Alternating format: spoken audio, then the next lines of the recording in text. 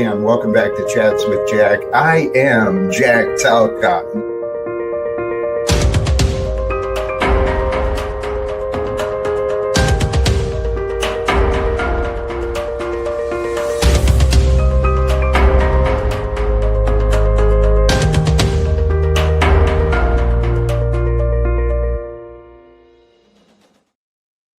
And greetings, blessings, salutations, and love. Once again, welcome back to Chats with Jack. I am Jack Talcott, and it's Saturday afternoon, man. I'm pretty excited for today.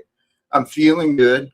I got out in the sun today. I've received a bunch of inspirations, and my heart is truly just filled with joy and peace and love and appreciation.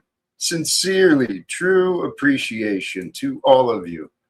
Blessings to Talcott, who are willing to roll with that, and greetings to friends, all of you. Sincerely, thank you to you. And if you will, I did start early, but if you hit the like on the way in, man, maybe it wouldn't be such a bad thing. Boy, calling it early, man. Calling it early in the chat already.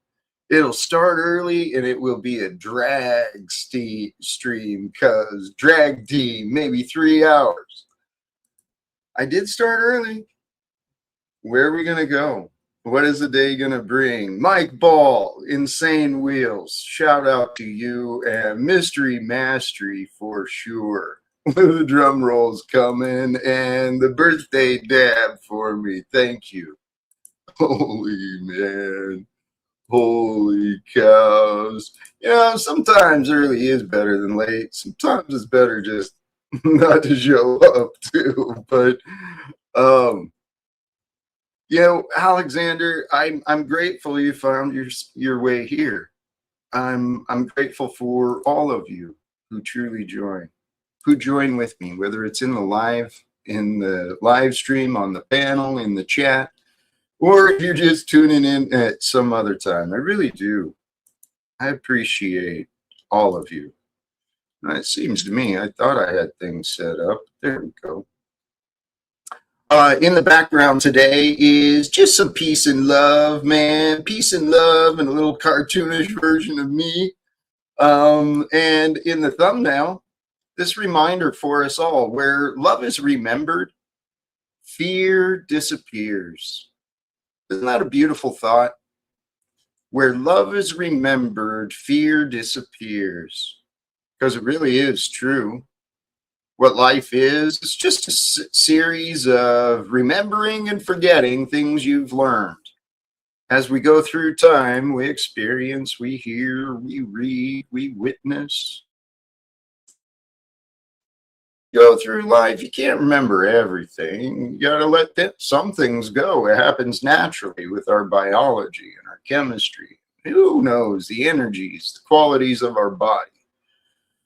When we go to sleep at night, as I understand it, it allows time, and somehow our minds kind of filter memories and stuff in some way. And it's a beautiful design, who you are as a human being. Boy or girl, or any way you feel, right? It's a beautiful design to be a human being. And the topic today, remembering forgotten love, is kind of in line with remembering love for you. Remember the love and the life you are a part of today, right now. It's always right now. So love the part of life and love that you are. Remember it. To forget your past limitations, your past fears, right? The past sufferings. Things don't always have to repeat, right? Just because the past was a bit painful and confusing doesn't mean the future is going to be painful and confusing. You think at some point in our lives we might figure out what we're doing and stop getting confused or hung up on our plans. I did. The sun was powerful today, man. So I laid out the mat on the fire escape, and I soaked up a little bit of that free energy, right? Allow my skin to receive the new protons of light from the giving of the sun. Let it energize my skin and my body. Feels good to be alive. It really does, my brothers and sisters. And I never knew that it could. Seemed I was always suffering, always carrying around some sort of physical pain or heartache or heartbreak or just an angry mind. I spent a lot of time like that. And part of life that I've realized, right, it's a series and a pattern through time. You're going to reenact different events until you figure out, why am I doing this, right? You'll have the same type of relationships, different faces, just same attitudes and problems over and over until you figure out your part in that. Because life does repeat itself, right? All the seasons come and go, and then they come again, and then they go again, right? Each day, the day and the night, everything has a time and a season, right? And life naturally replicates and duplicates, but it's always novel in unique and different ways. And if we follow only, the beast, so if we only follow the fleshly desires, well, we're going to keep ourselves limited in this trap of a society we found ourselves in. You're not trapped. We are not trapped. We are the freedom that was sent to the world. Sorry, I took myself on this. I took us all on a little journey sidestep on my mind. Where was I going? The patterns of life, they repeat, right? You can bring back you can bring the past back to life through repetition, in bad ways and good ways. And when I say bad, I mean unpleasant, right? Unhealthy, unrewarding, maybe even damaging. But you can also bring the past back to life through repetition or move forward into new creation and experiences. That was the thought I was going. God allows us both. We can repeat the past or we can go a different direction. It's all up to us. But what I was thinking regarding the good and the bad ways of repeating the past, I'm pretty sure what the goal is for each of us to repeat the life of Jesus, as though he was living with us and through us, as though we were living for him, right? If he died so that we could live here holy, set apart, a little bit different than the bitter, resentful, angry world that's so easy to find. I'm pretty sure that's the path for us, right? We can break the patterns of the past, especially when we calm down, right? Really look with honesty at ourselves. That's the only path to free yourself from past confusion or hate or resentment. Well, I won't say the only path. I don't know but what helped me find more peace in my heart was I had to become truly honest with myself and others. I had to become authentic. And if you look at it objectively, it's the only thing that makes sense. I mean, you can either choose what is true or you can put on a performance. It's up to you. Well, we've got a world and a society that seems to reward good performances. And when you outsmart the ignorant and the deceived, well, you get rewarded, right? I heard America, congratulations, got the world's first trillionaire. Frick, oh dear, man, what is God doing? What is God doing, man? So some of these ideas, you know what? I'm feeling good, and I don't know what's what. One of my ideas was to really kind of try to give more attention to those who show up in the chat. Talcott doing Jack stuff. Yep. And yeah, thank you, boy. God has been good, but I think it's the humidity. I'm guessing. I don't know. What I was thinking. I don't know how long I intend to run today, but we'll go ahead. I started early, doing everything a little early. That seems to be my path in life. A lot of time in my life has been spent waiting. Hurry up and wait, right? That was kind of the motto we shared in the Army when I was there. And it was hurry up and wait. Wait for things to happen. I've been waiting.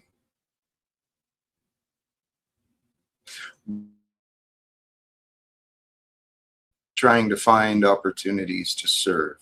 Okay. And so when I choose to go live and talk about love and God and a better world, it is my authentic efforts to try and serve you, whoever you are. Because that's what's going to fix our world, the world that we've been given.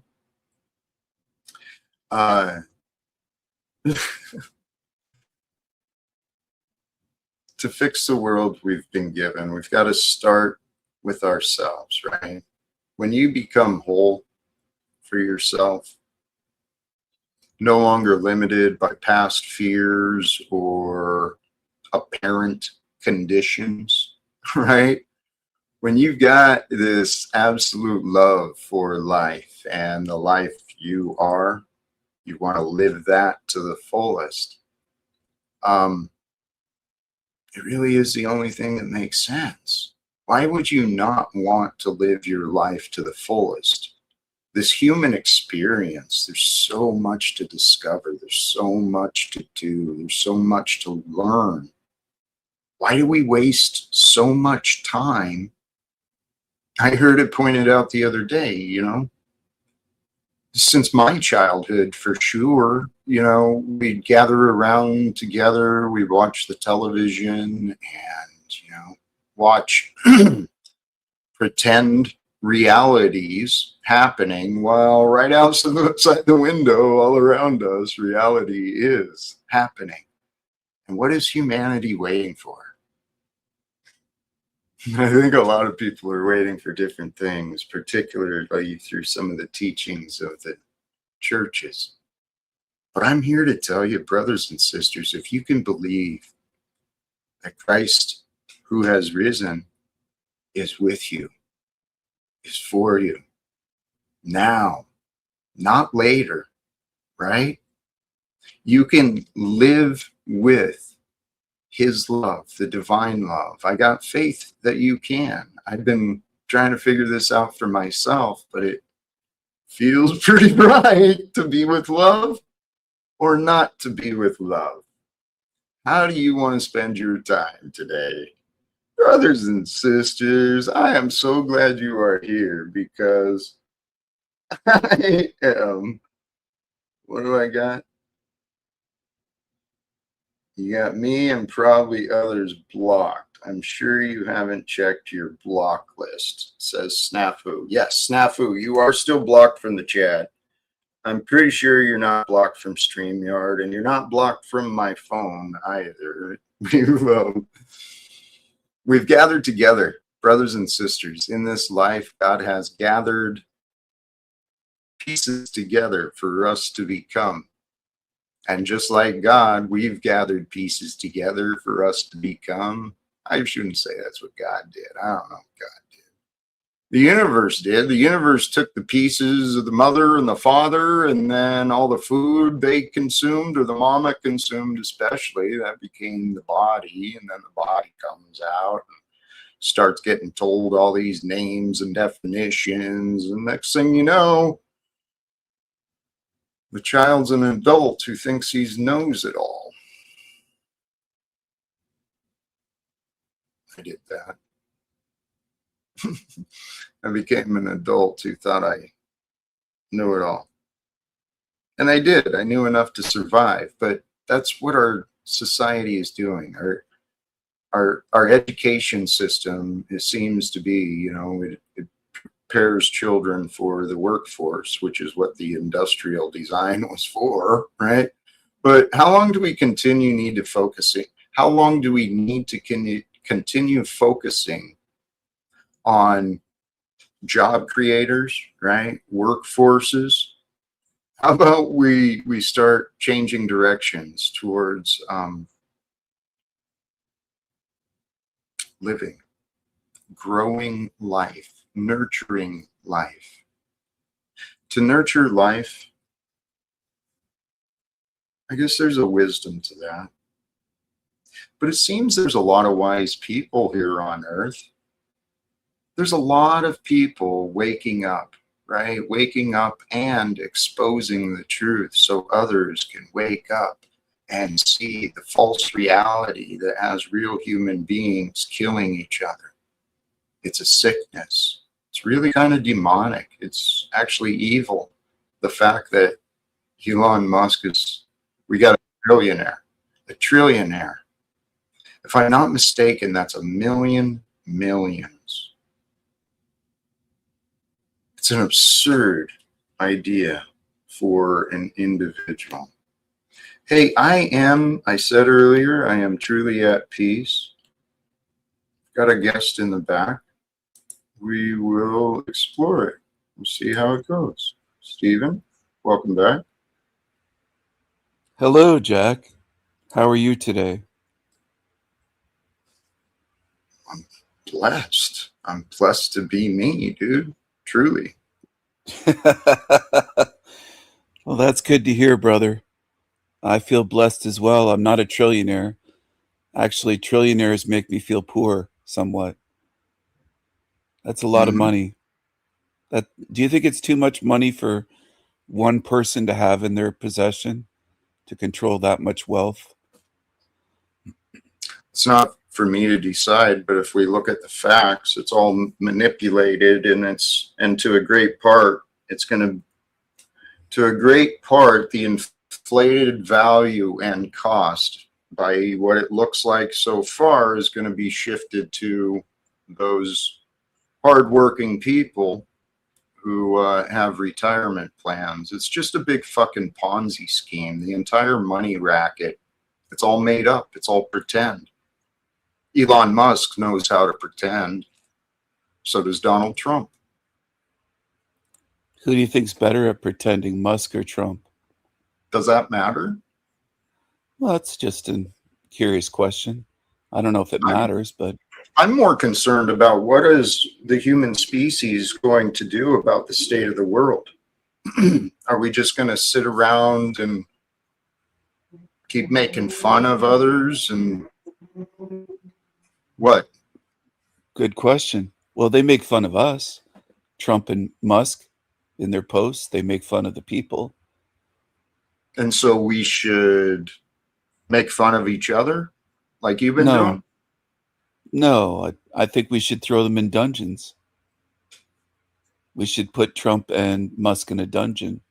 Are you doing anything in your existence to help achieve that? Or to I'm trying. That? Well, I'm a king, but I don't have $1 trillion. I'm not as wealthy as these creatures. All right, that so rule the world. Sure. We've all got our resources and challenges. So what are you doing to try and put those people in a dungeon? Well, I'm showing up here every day on your show, and I'm also talking about it on my channel, and I'm trying to organize people for a call to action instead of just talking on YouTube. I think we should get together and do what? Pool our resources and pool our mind power and stand united against evil. That's what I'm trying to do. What are you trying to do? It's funny you claim that because I have not yet seen that in you. Not Well, you from don't really come around my channel too much. You don't look into what I no. do. So how Well, would you I've know what I'm seen doing? How would you know? Stephen. Well, Yeah, yeah. how about this? The bit I've seen and what I've Uh, experienced with you the tidbit, by right? allowing you to join me, what I've experienced with you and witnessed is you are a liar. So if you don't want to be a liar and you claim, I'm are not a you liar. are That's okay, offensive. great. So you That's claim to rude. be honest. Let's bring us That's back rude. on. Great. So you claim to be honest, and I'm willing to, if I can I'm willing to be convinced sincerely. Well, most people are convinced You're except you, Jack Talcott. Most people know I'm honest. Most people aren't here. Let's stay here and work together Okay, on a well, you have conversation. an issue with me, obviously. You have some I'm issue. trying, yes, And I please came on listen. cordial today. Please listen, right? Then you can understand, and then maybe we can figure out what to do with this. Because you Yeah, just here in this conversation made the claim that you're trying to find a way to create a call to action and get people organized. absolutely. Despite my evidence You're roboting. day. Your That's your audio went exactly out. okay. Well, that's the exact goal that I am going on. And I so, missed most of what you said, though. this, You roboted. okay, Your audio cut out. So I don't know you what you made meant. you made the claim, from what I heard, that Uh-huh. you're spending time trying to get others to join, create a call to action, put minds Yeah. together, right? Okay, Yes. that's literally what I've been doing, what you've witnessed me trying to do. So I haven't seen any evidence of you actually doing that. So let's do it now. Sure. All right. So Let's come together. but Let's unite. yes, Unite and so forces. let's play out your idea here and now. You want a call Okay. to action, and what would that be? What's in your idea? What do we do to confront the evil? Well, I want people to come together, drop the grudges and the insults and the bad feelings and the spite and the all the bullshit, and stand together united against evil. Now maybe we could gather together in Washington. Maybe we could come together in Washington. Maybe we could go together in Israel. There's another spot that we could gather and have a word with these. I call them creatures. I don't call them leaders like some people do. I call them creatures because I do think they're evil. I think that Well, their actions show that they're evil. what you think about them don't really solve anything. So let's see what we can do. Now, I was looking up something from the chat, fulldisclosureact.com. I got it open, USA, and I'll check it out later. Thank you for that heads up. Is that Um, about aliens? What's full disclosure about? I haven't looked, Okay. but full disclosure would be the end of secrecy. That's exactly what I'm about. The end of secrecy with governments, or do you mean beyond that?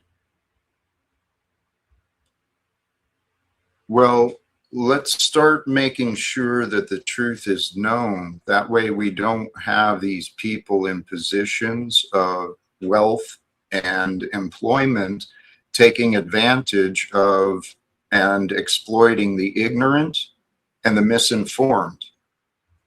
See, mankind has been deceived. I know you say you see that, right? Are Oh, we I on the do. same page? I do Okay. see that. All right, we're on the same page that mankind collectively through the entire world, they're deceived. Yes, Okay. I agree. And they're lost. They're They are lost for lost. Yes, they're lost from righteousness. They're lost from love. The greater part of the world is. They're out of their minds because people have been taught to pretend that it's okay to do wrong, pretend that it's okay to have wrong done to you, pretend you didn't see that, pretend you can't do anything. We got to wake people up from pretending, Stephen. Are you with me? Yeah, I agree. Okay. There are people pretending. Absolutely. Yes. Yes. And Donald Trump has himself surrounded by bad advisors, bunch of yes men, and they're pretending that, well, I don't know what the fuck they're telling themselves, but they're fucking out of their minds. True. That's true. Okay.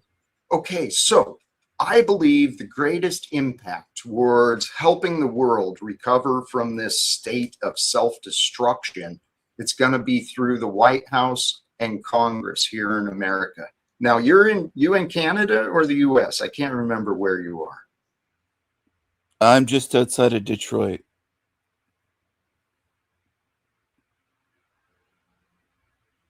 You That could be froze up. both. Well, Yeah. I'm in America at the moment. Okay. I'm in Michigan. Well, well, thank you. Well, the I'm confident that the solutions, the people who are towards peace and reforms, it's the people already elected into the position today, positions of government. Same thing can happen in every community if we can have heart-to-heart conversations with people instead of these damn egoic authority positions. We can make a better world very quickly.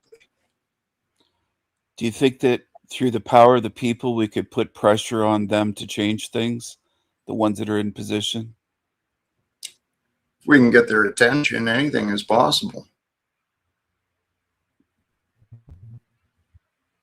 And this is what I'm suggesting is I believe I see many ways to get for I see many ways for myself, okay? Because that's what I've been focusing on, admittedly, is how do I do this? But it doesn't have to be me. I'm looking for ideas. How do we get the attention of people in Congress and the White House as ordinary citizens, right? Because good ideas are good ideas.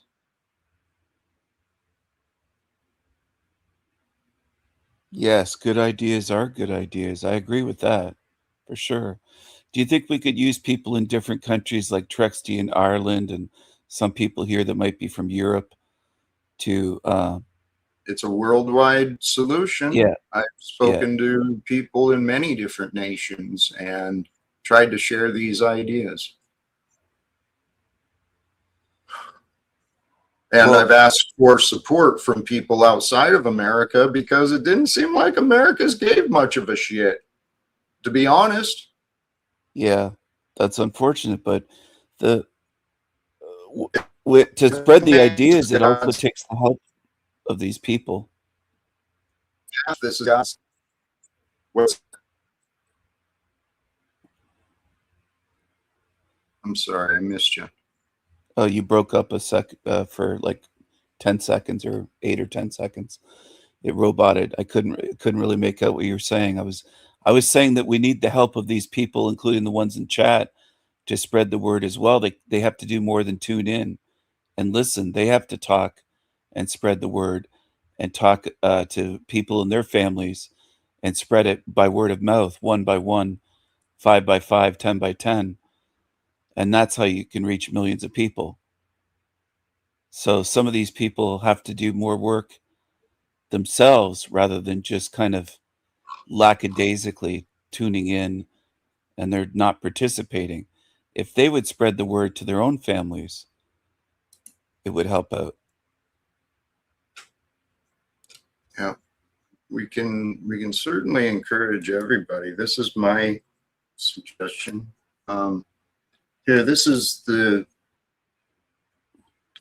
I am having a lot of technical difficulty. Sorry for that. Thank you for putting up with it. FullDisclosureAct.com. The full disclosure. They know all about us. It's time we know all about them. A national campaign to end secrecy and restore accountability. Beautiful. I will check this out more. It's in the link for those who want to check it out. Whoops, wrong way. Not that one. We should know more about them. Who's in government? Who's Federal Reserve? Who these creatures are that are running the show? They shouldn't be in secret. Well, and more than that, I think we need to do something with the information we do know. There is ample evidence to prove the corruption in the current administration, not to point blame at anyone or any party. The American state is collapsing. Our generation, the choices being made regarding police conflicts and the funding of all of this stuff, you know what? It could be spiritual. There are consequences for those who cause harm, especially to innocents. Yeah, I agree. There's Definitely a spiritual. Yeah, there's a spiritual component to this, and they will be held accountable for all that they've done in this place. Well, yes. And the best way for accountability is for the truth to be shared. One way or another, people will be accountable for what they say, do, and do not do at the end, because that's part of growth and development as this form of being. It's just what we're here to do, to grow and mature, to overcome the darkness that has found such comfort here on earth, you know, in the legalese, keeping people so confused they don't understand anything. Then you got to go hire someone who paid other people to teach them how to maneuver through this confusing world. Well, those are some of the reasons why I call it a hell realm, because innocents are harmed here. Yes. They're harmed by evil. Yes. The most innocent children, babies are aborted. Mm-hmm. Children are harmed. Children are kidnapped and brutalized, and right. all the sick, evil, dark things that go on in this place show that things have to change, and there has to be a spiritual reckoning. Right, and we are that. And this is something I was considering. I was listening to Andrew Wilson discussing something recently with Kelly, Berean perspective. Anyway, the Orthodox position, what I was gathering from what Andrew was saying, he was defending the Orthodox position and critical of the Reformation because it eroded the authority.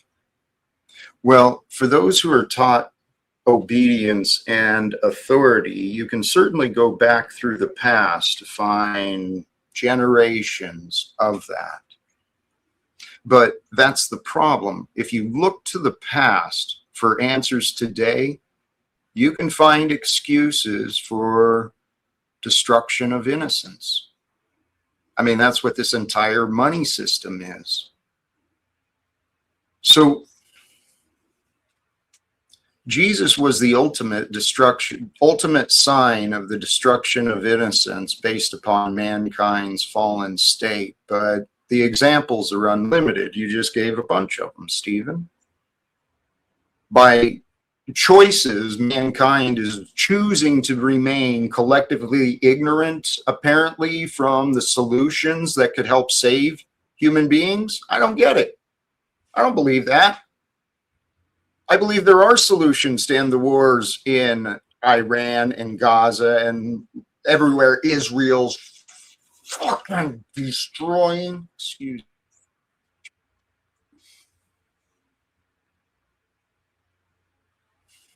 The solutions are available to us, brothers and sisters. Will we find the willingness in this lifetime to overcome the darkness and the evil?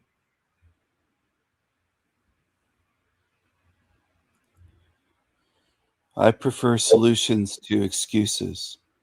I think solutions are a better thing to focus on than what a lot of people focus on in this world. They focus too much on making excuses for evil instead of confronting Yeah, it.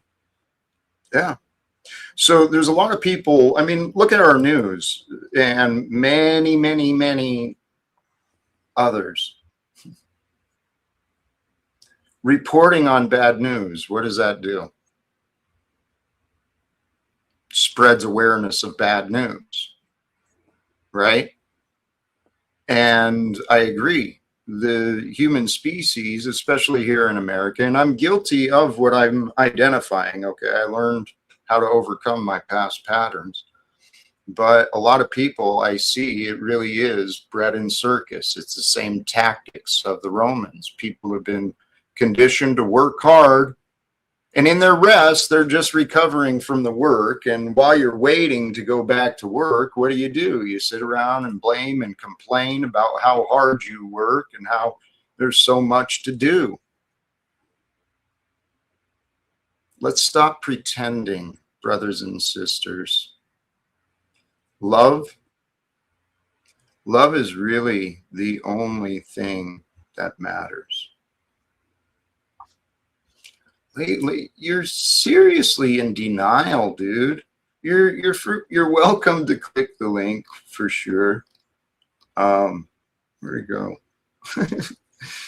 The solution I have, right, as me as an individual, what can I do? Well, every single day I'm inviting people to join me, not just for, talking about things. Like Stephen said, what are the solutions we can think of? What do you got? Yeah, it's a difficult question, but if we could get beyond the bickering, I'm not sure who that late person is, but it's not Andrew Wilson, is it? No. Okay, Andrew Wilson, is that the guy that shit on Flow State? I'm trying to think of who he is. I can't picture him. Andrew Wilson. You froze up, I think. Oh, now you're back. Yeah, your camera froze for a second. Yeah, a call to action is what I've been thinking of. And having some kind of, I don't know if we should just go to Tel Aviv or right to Israel and just confront them right there about what How they've about done how about we start here at home? in America. Yeah. Okay. Don't you think we'd have easier access than being nobodies trying to go talk to diplomats of foreign nations? I mean, I don't, to me, it just doesn't sound as focusing on cleaning up this place, right? Where we are. And Yeah. actually, we can start right here on YouTube too. We can start cleaning up. Instead of being so negative and nasty with each other, we can start sharing solutions, right? Encouragement, so that people Yeah. are attracted to joining the ideas. How about we do that? Yeah, we could all be kinder, more loving, more cordial, less aggressive and insulting. I don't really look at the chat that much, especially when I'm on as a guest. But the times that I do notice there's a lot of animosity and negativity. And I think it would be better if people just took a more positive outlook and were a little bit kinder and gentler with each other. Because as you said, it starts at home. So if we could start right here on YouTube, being Right. kinder towards each other, it would be a good start. Everybody in the chat, if you could practice kindness, try to be kinder with each other, more accepting, more loving, gentler. It's a start. We could start right here with each other on YouTube. Try to be kinder, try to be gentler, try to be more loving and accepting. I don't know who you are, USA 8, but you're being negative. We need to be positive.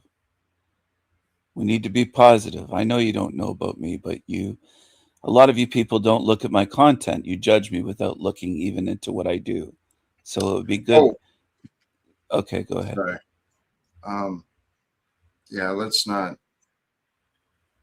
That was some of the claims you made about me, that I didn't know anything, and yet I'd formed an Well, I was opinion. speaking to Dancing on the Sun, though. You said King Stephen. I Here, don't please. know about That's you okay. yet. It's okay. We got another guest here. I want to bring up. I believe you've been here before. Dirty Lowlife, welcome. Hi, Jack. Hi, King Yes. Stephen. How you doing? Hello. Hello. You were Yeah, we here spoke the about other day. 3 days ago, I think. Something like that. I remember well? you. Sorry. Yes, I remember you. I appreciate you. I'm glad to see you again. And yes, I'm doing Likewise, well. Jack. How are you, my brother? Tired, but well, yeah.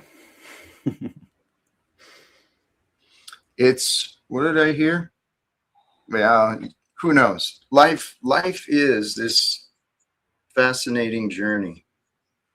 I'm trying to remember. I remember you and the energy, but I don't remember details. What's your view on the future? Am I supposed to give you my view on the future? I'd have to give you my view on time. I think the nature of time is very illusory, and I think if the human animal is a strange animal that has one foot on the platform and the other foot on the train. We're a strange animal. Love it. Hey, I love it. could you help us save the world, Dirty Lowlife? Are you here to help humanity? I've felt a real desire, and no, not a desire, a need, almost an inherent aspect of my being since childhood to help. I've seen a lot of pain in the world and always wanted to do something about it. But I realized that I've been very much lost in my ideas of what to do about it and my egoic thinking of structures and systems and how to fix them, which is useful, but I'm not sure it's the full picture. Right. Thank you. I remember that. We've been called. All of us have been called into life at this time, right? And time is a mystery. I completely agree there. But I believe that we have been given power through our mind and heart, the power to tune in to ideas of light and darkness, right? But the purpose for our ability to tune into ideas is so that we are co-creating the future. And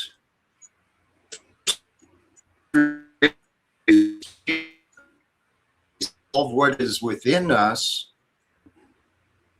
it's going to come as an experience. I learned that through experience.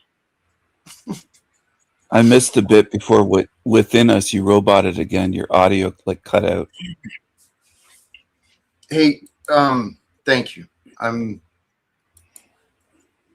I lost it by now. We've got another guest in the back. God is what it's titled. I'm not sure what they're showing. Whoops. Here. God, I'm having technical difficulties. God, I've got you up. What is going on? Hello. That's JG, I think. I could be wrong. It's JG. You look like a beach bum. Stop doing lives. Get back to the beach. God is out. Did he call you a beach bum? You know, here, I'm kind of torn. I feel like I need to reset. Yeah, you're frozen again, Jack. Your camera froze. Now you're back. My Buffering. apologies for the difficulties. I'm going to actually reset. I will be right back. Peace and Jack. Peace and Jack. Good evening, everybody. Good day. Good day. Good morrow. Good morrow, Jack. Hello, Good morrow. Imperious. Jack, I just have something to say to you, Jack. Just in Hello. all, guys, we got to listen to the Jack, all right? All I have to say is this. Look, there's got to be a higher love, all right? Down you in our high? hearts or written in the stars above. Without Wait, it, are you high? life is wasted time. Are you high? No, sir, I don't. I'm high on Jack's love. I'm high on love, sir. Every time I watch this effing show, I just feel like, honestly, like Jack gets me through my darkest hours. I felt the thunder clapping, felt the desert burning, but Jack poured on me like a sweet sun shower. That's all I have to say, Jack. Your love is it's an incredible gift to the world, Jack. You are too. Thank you. I appreciate what you bring as well. Vital Vicar, welcome back to you as well. How are you today? God bless. I am absolutely fantastic today, Jack. How are you? I love that. I love that answer because Jack, I love this panel. I love this effing panel, and I love everyone on it, Jack. It's a great effing day, Jack. It's a Saturday. It's sunny. We got the Talcott here. Jack, I'm going to get off here and down another freaking beer. I'll be back, Jack. Happy Saturn's Day. Cheers. Thank you. Holy cows. I'm sober today. I haven't had a drink at all day. Congratulations. Thank you. It's been about a little over 10 years. I woke up this morning. I almost had a beer. I didn't have one. Hey, if with just this phrase, without a lot of foundation or context, remembering forgotten love, what might come up for you? Anyway, remembering forgotten. Oh, yep. Remembering forgotten love. Oh, the title. Oh man, that's a tough question. I'll let someone else go. I don't have an answer. What comes to mind for me is it's kind of like you're stalking your ex through an alleyway at 1 o'clock in the morning, and you get real close to her, and she remembers that forgotten love. You know what I mean? You just is that not what we're talking about? That sounds like an old MTV video or something for a music video. It could qualify though. The stalking X and the discovery. Well, it's a Lionel Richie song. Yeah. Imperious blessings and gratitude to you. Thank you for the contributions. Praise God indeed. Stella Artois. I think I've had those. Thank you, Imperious. Remembering forgotten love. Even when I started preparing for this, I hadn't really considered it as much as it seems obvious now. Maybe the greatest love that we forget is a love of ourselves, right?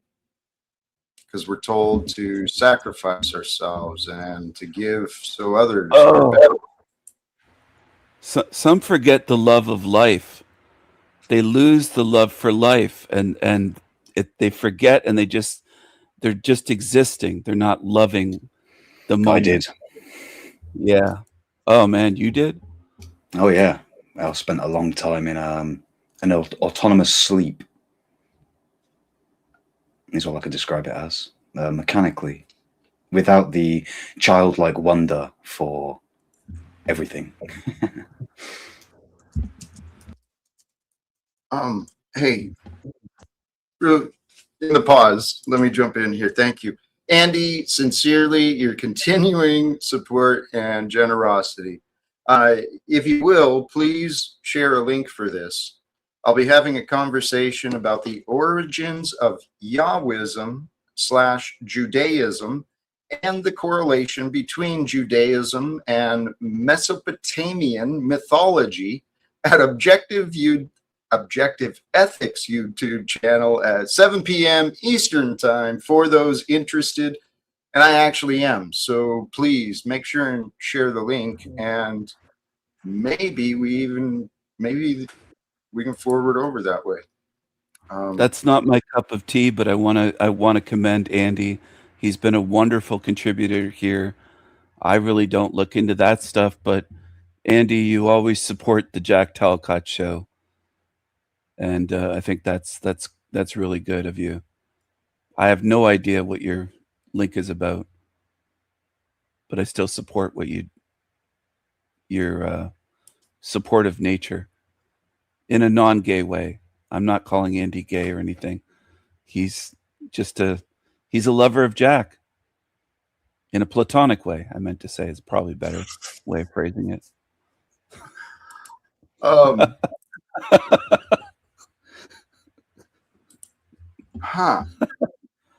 Let's not cause any incentives. I do want to give people fair chances, right, to show themselves. And if people can show themselves different, then they can become different. And if they can become different, then we get to do better, right? I'm trying to be very supportive and cordial today. I've seen on my that. best behavior. Yeah. I'm seeing it, and I do appreciate it, Stephen.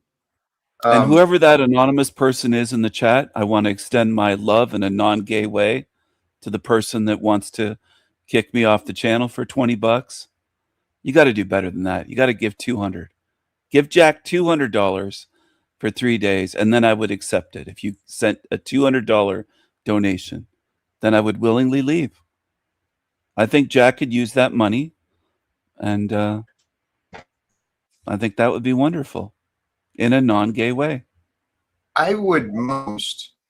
What we could do is prove that idea wrong. Let's see if we can brainstorm some ideas together. I mean, truly, in the biggest picture, the micro is the macro. Everything is everything. It's all just one thing that we are a part of the happening, right? I've always wondered, do you think God is in every cell, every microbe, every amoeba, right down to the smallest and right up to the stars, like and everything in between, obviously? God is in everything concept? I wondered that. Yes, it is from and within God that we are. Our scientists have, I guess, quantified or estimated some field of space and time, a quantum field of energy. You know, if you really think about it, we're probably just, I am actually pretty convinced, because anything that you are looking at, you have to bring the consciousness and the level of mind into the game. And I'm pretty convinced that all intelligence exists through God, right? And through intelligence, there becomes light and dark. Intelligent energy creates the light from the dark, perhaps. Who knows? God's will, he said, let there be light. And God is the word. We are. The frequency, Yes. right, of words, where the frequencies in light, and light is a frequency. So if God is in this iced coffee in a non-way, I'm drinking God. I just had an iced coffee with whiskey. So, without God, it wouldn't exist, right? Is that what you're getting at? Right. And that's actually something to consider. If God is everything, what does that make me? Part of God.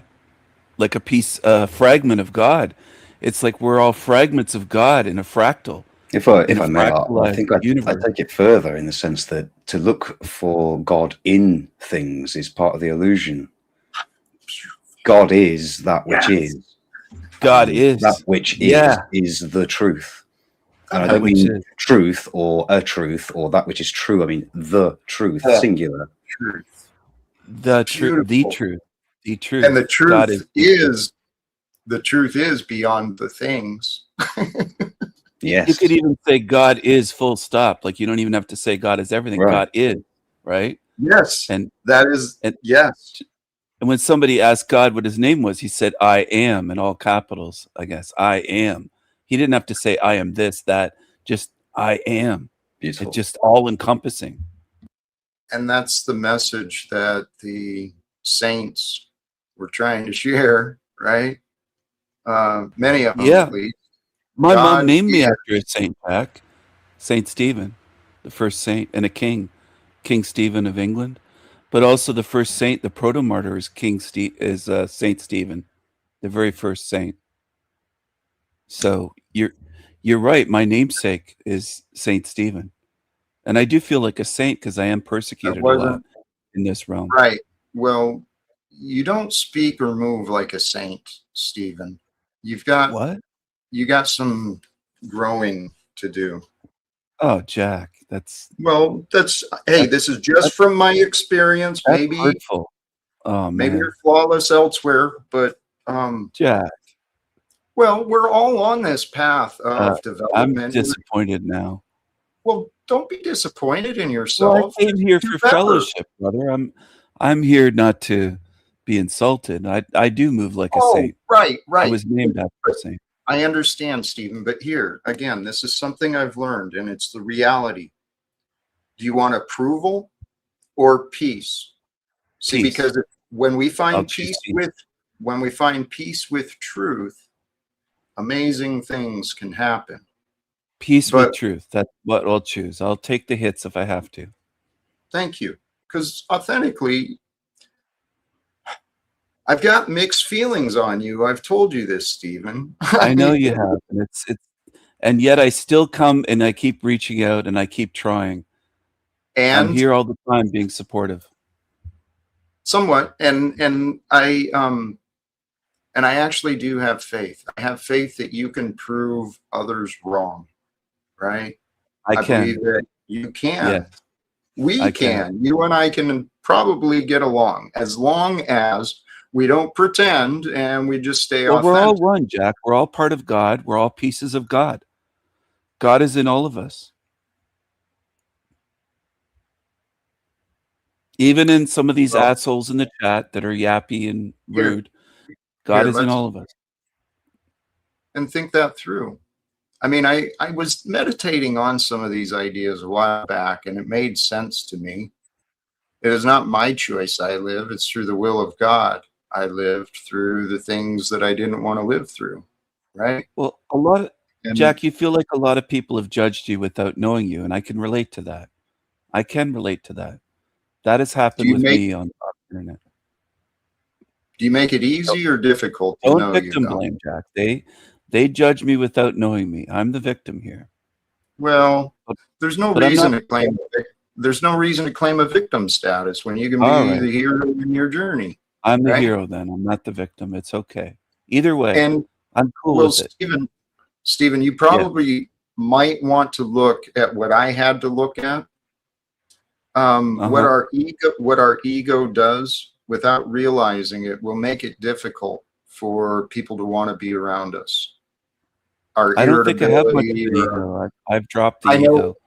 I'm no, you've very got a character. You've got a character you play, and that is your ego. I'm referring to whatever Jack, I'm character. one of the most peaceful, loving men you'll ever meet. I really am. Well, no, you I am. pretend to be that way. You're put on a How do you know the real performance, me? dude. How do you know I the real me? How do you well, assume that I'm putting on a performance? Stephen, I am going by my direct experience with you and what I have witnessed of you. You tell me, Nothing more. said Stephen makes such great points. Jack, you got to drop the bias. Let the people that I'll drop the bias. Stephen, we tried. If you're not willing to consider feedback, you want to get defensive, well, you got some insecurities you got to work on, man. And you're not as you say. I'm getting better. I'm getting better with some of these wild characters.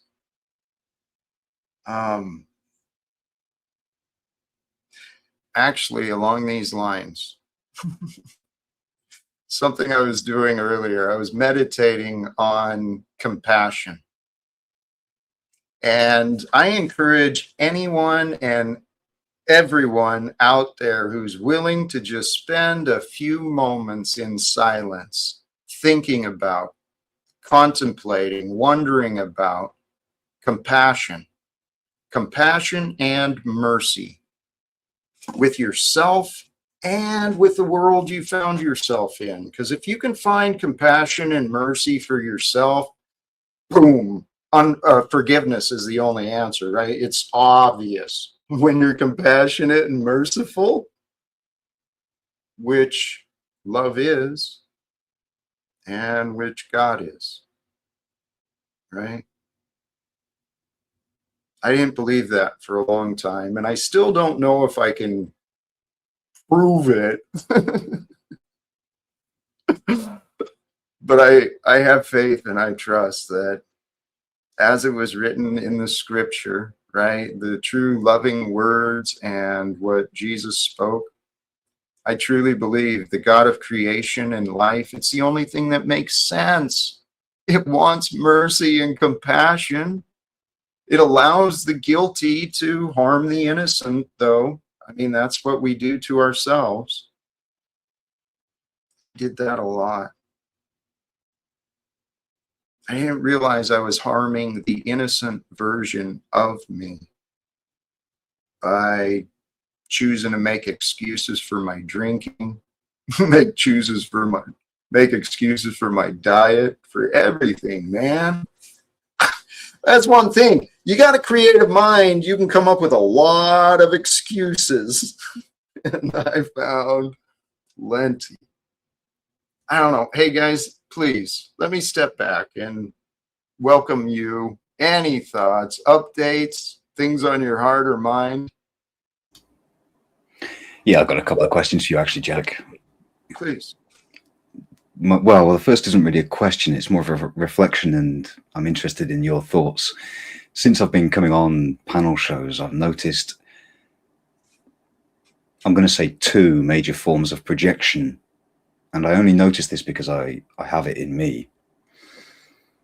The first is the projection of the guru, where I think somebody has found something, and I project onto them some understanding that they have that I'm missing, and then I chase them for it. The other is shill, for want of a better word, where I know they know nothing, or they have some sort of inside scoop that is some sort of con or is as an untruth. And then I'll use that to distance myself from them with great ease. And I find very rarely do I project myself onto another, so that I can actually reflect, there's an individual trying to make sense of the world, trying to tell me some insight, trying to be an individual.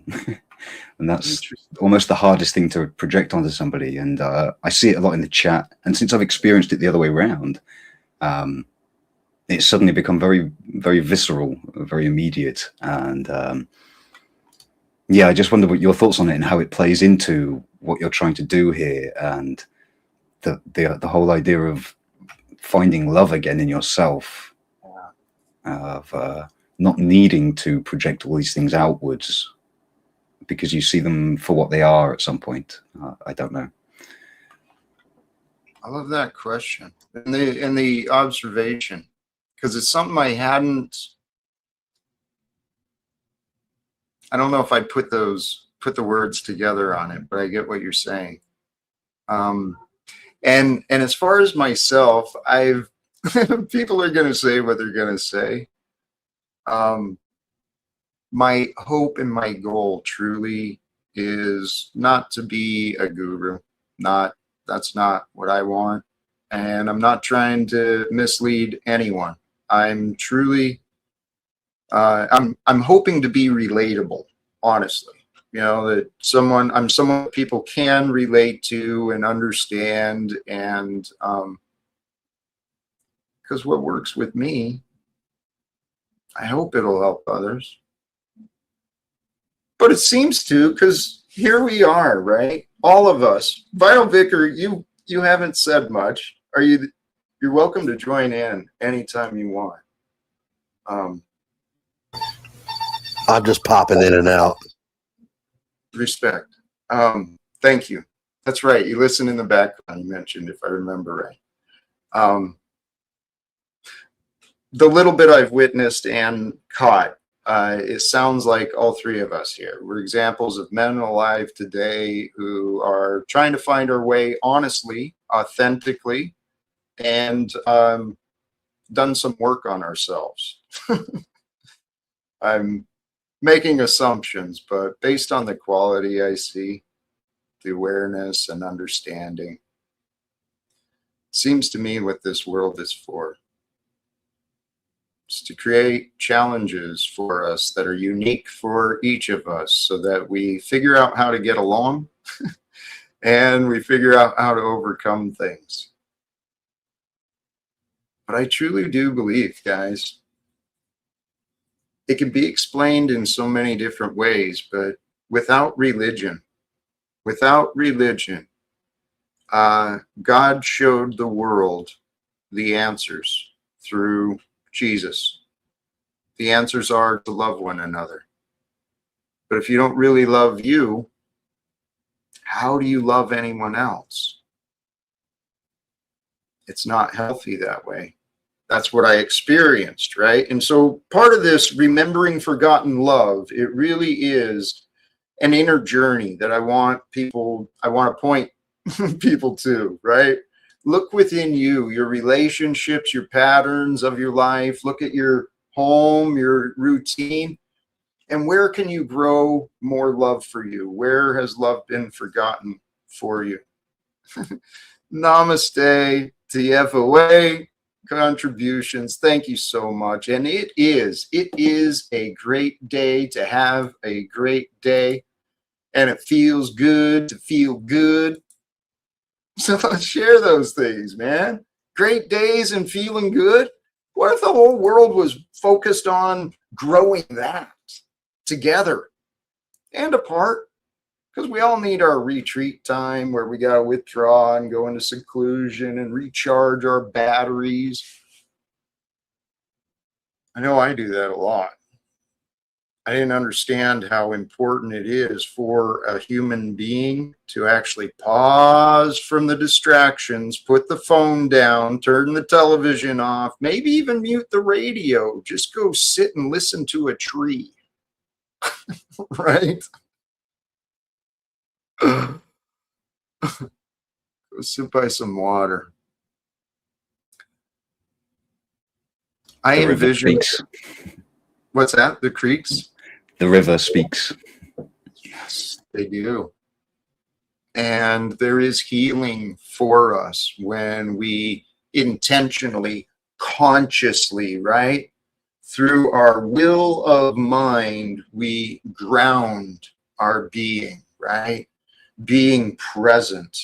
And it's a lot easier when you're not surrounded by people, right? You can go just connect to a flower, connect to a bird, connect to anything you can, just to be in the world. Yeah. If I may, I think meditation has become a bit of a dirtied word.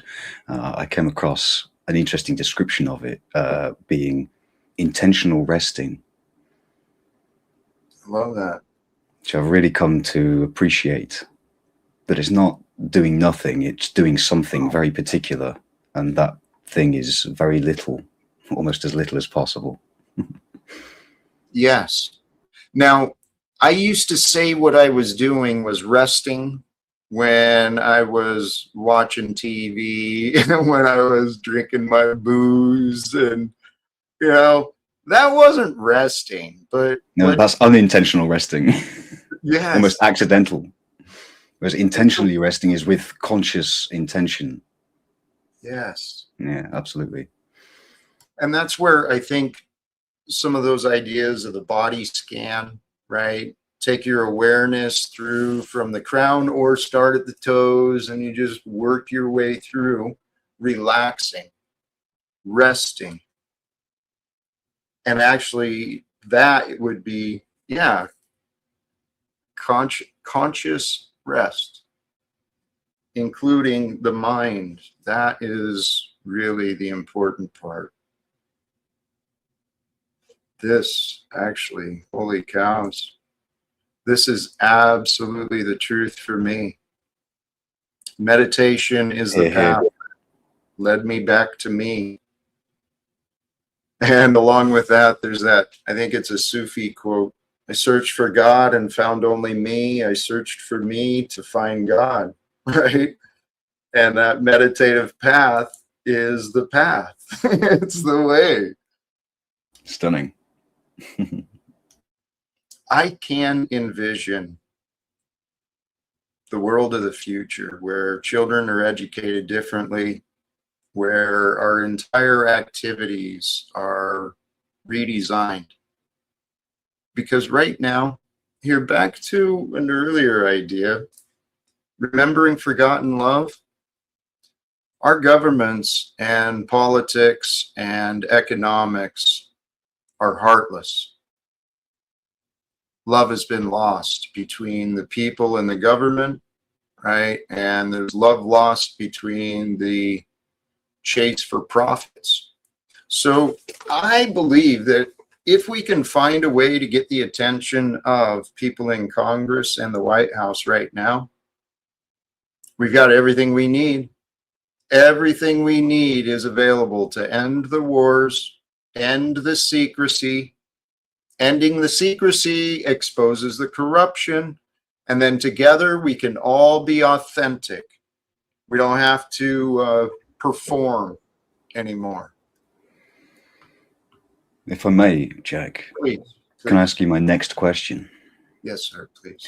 I remember it as being a Chinese proverb, but forgive me, I may be mistaken. But the thought that's in my mind is the hardest person to wake is the person pretending to sleep.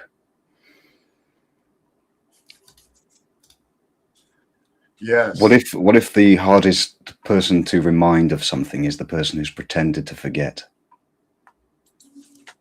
And my question, I suppose, is how many people have forgotten and how many people are in a state of pretending to have forgotten? And how does this change the state of play for what you're trying to achieve? Those are beautiful questions because that happens a lot. People pretend to have forgotten, they play dumb. I've done it myself, you know. Me too. But what I think has happened is a lot of people have forgotten their own strength. They've forgotten their own love. And I'm pretty sure that's how we're designed. When we start carrying unforgiveness, when we start carrying guilt, we feel insecure. And so when we feel insecure, we're going to be very defensive, right? We'll always be engaged in a battle, and we won't have way off from your question, didn't I? What were you saying? No, I don't think so. I was basically saying, what if people are pretending to be asleep rather than being actually asleep? How do you wake those people up? The pretending. Well, the pretending is what I call denial, right? And when we deny the truth, we pretend it's not there, it didn't happen, we don't know, we're lying. And it creates a state, it puts us in, if it's not resolved, the mind can get looping in a state of confusion over it. It's a perfect design. And so this is what I'm talking about. If we can find a way to present the evidence with love, present the facts, the people who have been in denial, right? The people in government, they're playing this game of plausible deniability. They pretend like they're not responsible because they didn't know. Well, I, as a man of America, I've learned the benefits of accountability, right? So what I would love to do is to be a voice. I'm praying to find a way to be a voice of the people in front of the people who claim to represent the people. And we can have kind of a come to Jesus conversation to help expose what they've been wanting to ignore, which is their culpability, right? Their choice to approve funding that continues to burn people abroad.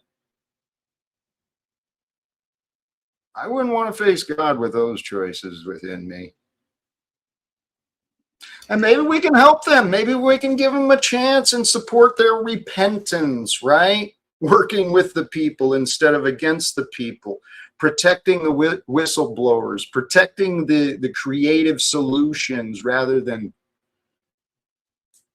the patterns of mankind throughout time. We have destroyed those with good ideas. Whether it's Jesus or, well, so many. Your comment on looping reminds me that you can hide from the consequences of your actions, but you can't hide from the consequence of hiding from the consequence of your actions. That is beautiful. And it's absolutely true. You can hide from the consequences, but you can't hide from the consequences of hiding from the consequences. Delayed consequences sometimes are worse. But this whole pattern of life, mankind has been misled. I was thinking about this earlier today, the idea behind the American economics, this supposed law of supply and demand. Well, it's a completely fabricated lie ever since they started studying propaganda, right? Propaganda and advertising. The value is just what make believe. The diamond industry is a perfect example. It's not about supply and demand as much as it is about the brainwashing. Yeah, induced scarcity. I think there's very little we're actually scarce of. I say that candidly, but I can think of one thing. I'd say common sense, but how about just sense of right? I don't know. I think maybe I'm tripping up on the terminology, but I think most people are very sensitive, and they actually only operate from sensitivity, but that sensitivity lacks consciousness. Yes. Kind of like burning your hand on a stove and you jerk your hand away. It's sensitive, but it's not consciously engaged. It's at some other level. People lack awareness. I don't know. Hey, the lack and the scarcity. That was really that. We've created a society where for some reason it's normal for us to purchase products that aren't made to last, right? This is just stupid. We're running out of places to put the trash. We're depleting our in the rivers. Am I freezing up more? Just a little, yeah. You know, maybe I won't run too long. I don't know. Yes, you know what, Andy?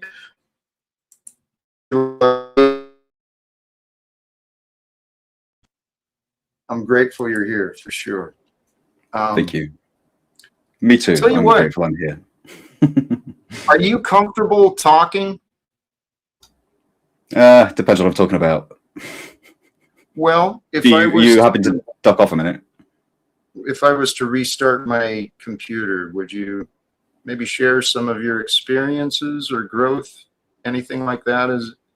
Yeah, I can ramble for a little while. Let's see how it goes. Some wisdom you gathered. Beautiful. Oh, wisdom. I don't know about that. I'm going to bounce out and I'll be right back. Thank you so much. And thank you to all of you who are here. God bless. Well, thank you for the love in the chat. I do appreciate it. It helps Jamie's ego allow me to continue.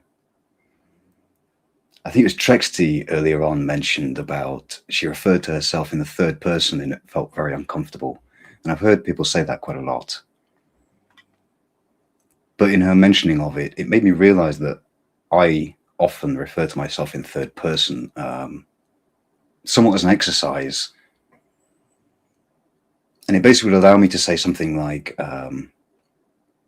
Jamie gets nervous when he's talking about sensitive, emotional topics to somebody who doesn't know about. And describing it in that way allows my mind to step away from that which is being described as Jamie's state about the world, and sort of see it as, I suppose, just see it for what it is, as a process that's playing out in reality, in my experience, in experience. So yeah, that's my first suggestion to people in the chat. Have a go at talking about something that's internalized, that's normally described by your thinking mind as a first person experience. Just try putting it into third person and see what it does.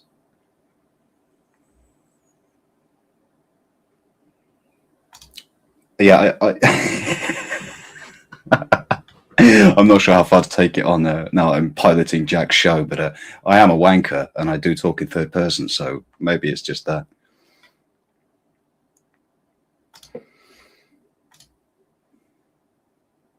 Okay, just going to read chat a minute. Sorry for the dead air.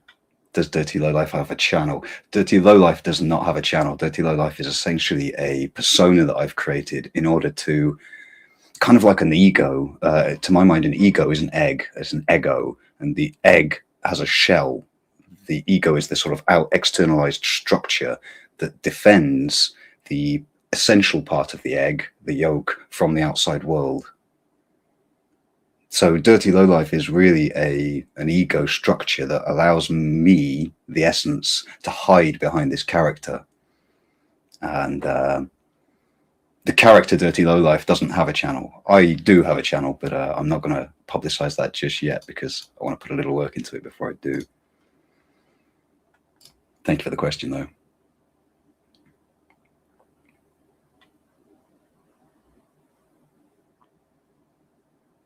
Tell us how you found Jack's show. I found Jack's show through D&W's channel. D&W runs Finding Gnosis. And basically, he was my, well, he took my internet virginity. I've been a lurker for a long time. And yeah, I decided to go on D&W's panel because he has such a broad spectrum of people, such different views. And I have no idea how he's able to herd those cats into a show that works. So he really allowed me in, allowed me space, gave me engagement that I needed. I must say the engagement is important, because if you're just yelling into the void, I don't find you do it for very long. So hearing some resonance back in some way, yeah, makes a hell of a difference. Objective Ethics, Ryu, various people in the chat have all been doing that for me. So yeah, here's to just resonating back with you, brothers. Hey, Jack. Sincerely, thank you. I truly appreciate you, and yeah, you don't seem like a wanker, but maybe I don't know the definition of that either. Appearances can be deceiving. All right. All right. Fair enough. Okay. Ideas for the future. I did ask you, and it was a really kind of a broad question. You optimistic?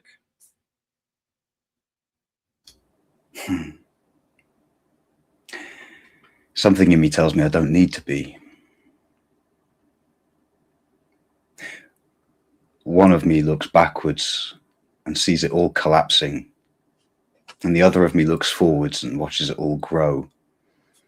And then between those two is some strange, quiet voice that can, quiet being that can watch both and be okay. And something about that allows me to be comfortable and well and in love. And that is beautiful. Yeah, then I don't need to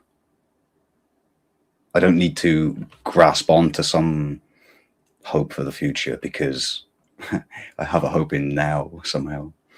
The time is now, as they say. I absolutely love that. That became my goal eventually. And so that's why I think I get you. Along my path, though, my education took me through some of the life coaches, and there's a ton of shills out there in that field. But there's also a lot of incredible people who just want to help others. And but I learned a lot of practical, useful things regarding having goals and dreams, and I think that's part of our purpose, right? Go ahead, May please. I? Sorry, just to clarify my terminology that I'm using. I think there's a distinction between hope for the future and imagining. And imagining can be in the direction of a future place or time, but it can be imagining the past differently. It could be imagining me differently or something differently now rather than in the future. So I think hope for the future is an aspect of imagining. I think imagining is really important. I tell you what, Jack, I forgot how to imagine. I spent about a decade not being able to imagine anything. And then something in me suddenly remembered one day, oh, I can imagine something different to this. And I was free again. And only at that point could I imagine something, some other way to be, some other way to live, some way to be happy, some way to be content and not need happiness. Yes. But the problem is the first part of my life, I was imagining unconsciously. And I couldn't tell the edge of where imagination and reality is. That's one form of dream. Then I forgot how to imagine and lived a life of automatism. And that's another kind of dream. And somehow the lucid part in the dreaming is remembering to consciously imagine and choose to do it and know when you're doing it. I love how you said that. The lucid part of the dream is remembering and choosing is what stood out, right? Yes, remembering and conscious intention. Intention and attention, the two aspects of the will. Yes. Willful imagination is what I would describe it as. I spent much of my imagination in the past thinking of worst case scenarios, I think, right? And me too, brother. Remembering things in the worst ways is a habit I created too. And I did exactly what I think you're saying. I wasn't thinking. I had no clue how asleep at the wheel I had been, living subconsciously without much thought, just completely controlled by routines and habits and emotions, of course. God knew I was trying to escape those things. Couldn't understand emotions. That's a girly thing or something. I don't know.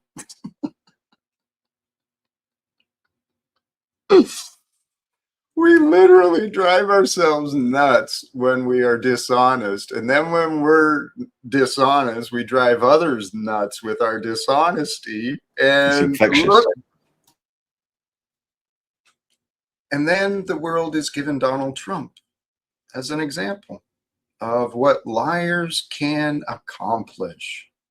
And then we got all these other liars trying to accomplish what the other liars accomplished. The world is completely lost from righteousness.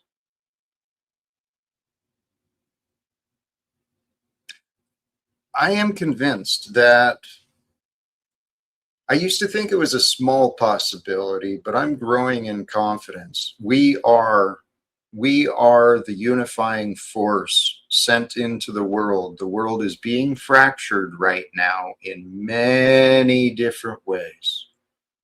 And it's all part of just growing up. You got to fracture the old ideas in order to see beyond, right? And see the different ways. But there's an awakening that's happening.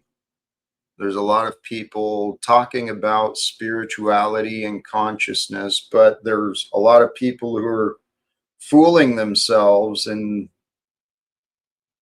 getting caught up in the money transactions and things, right? Not just Yeah. Alan Watts mentioned egoic spiritualism, where my guru's better than your guru? Right. Yes. That's My path to the enlightenment, the best one. Mm-hmm.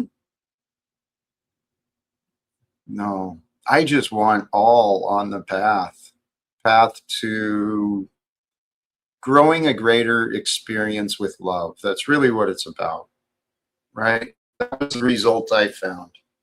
When I stopped pretending and I started becoming more authentic, more honest, actually intentionally resting my mind, intentionally directing my mind and imagination.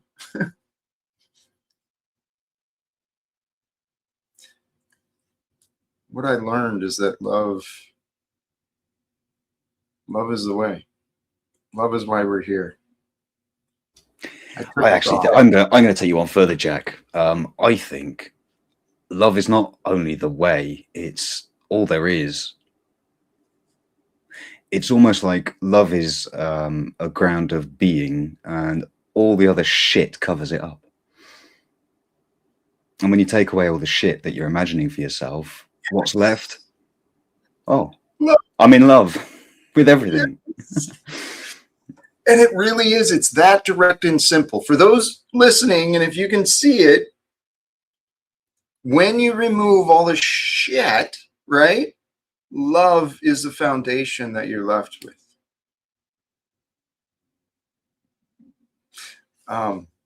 Sorry, they're bringing up memories. There's, I miss Paul too. I miss Paul. He triggered me a lot. I swung my mic, hit the monitor. Yeah, lots of things going on. Hey, we've got someone else returning, and I think I may have been unpleasant and rude the last time he was here. So hopefully I can do better. Welcome back, Objective Ethics. How are you today, my friend? I'm good, family. Dirty, it's always great to see you and such an honor to share a stage with you, brother. Jack, I've never known you to be rude, so I don't know. Maybe you're thinking about a different person at a different time, but as far as I'm concerned, you're a genuine human being, and that's all anybody can ask from another human being. I just really quickly, I don't want to crash the party. I'm in a hurry. I've only got a few minutes, but I was thinking about something that actually applies to what you're talking about here, and I do believe it can help fortify your mission to give people a direction and a sense of hope, because I do agree with you. While I'm not a religious person, I don't buy into that stuff. I do agree with you that the world is in trouble and there is a solution. There's a way out of this. And I think it's really important for people to understand that all of our actions are motivated. We don't do anything that's unmotivated, right? So it's either motivated by emotions or reasons. Sometimes those can go hand in hand. Emotion is the reason. But we actually have a reason, a justifiable reason to make the world a better place, because it actually makes it a better place for us, right? Because I live in this world. So if my neighbor is struggling, if he doesn't have food, he's more likely to come steal my food, right? If he's sick, he's more likely to get me and my family sick. If he's not at a state of peace, he's more likely to take advantage of me in search of peace. So if I can help my neighbor to live his best life, that's going to allow me to live my best life, right? So it could be I have a justifiable, understandable reason to make my actions normative. This is why we know that morality is objective, right? So just thought I might throw that in there, see what you guys think about that. I love it. Absolutely love it. I admittedly, my mind drifted because I was reminded you're hosting a conversation starting at 7. Is that correct? Oh yeah, Andy and I, who's actually in the chat. If you guys don't know Andy, brilliant young man, absolutely brilliant. And the thing I have so much respect for Andy is he's able to engage in a variety, a diverse audience. And because he maintains self-respect, he knows how to respect other people. It's really key. If you don't know how to respect other people, you can't respect yourself. And if you don't have self-respect, you can't respect other people. And Andy has self-respect, so he can walk with his head high wherever he goes, whatever circle he's in.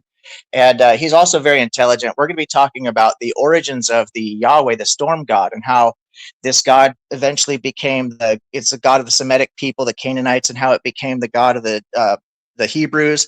which then became the god of First Temple Judaism and evolved from there to Second Temple Judaism into Christianity and then into Islam. So there's a really interesting history with all that.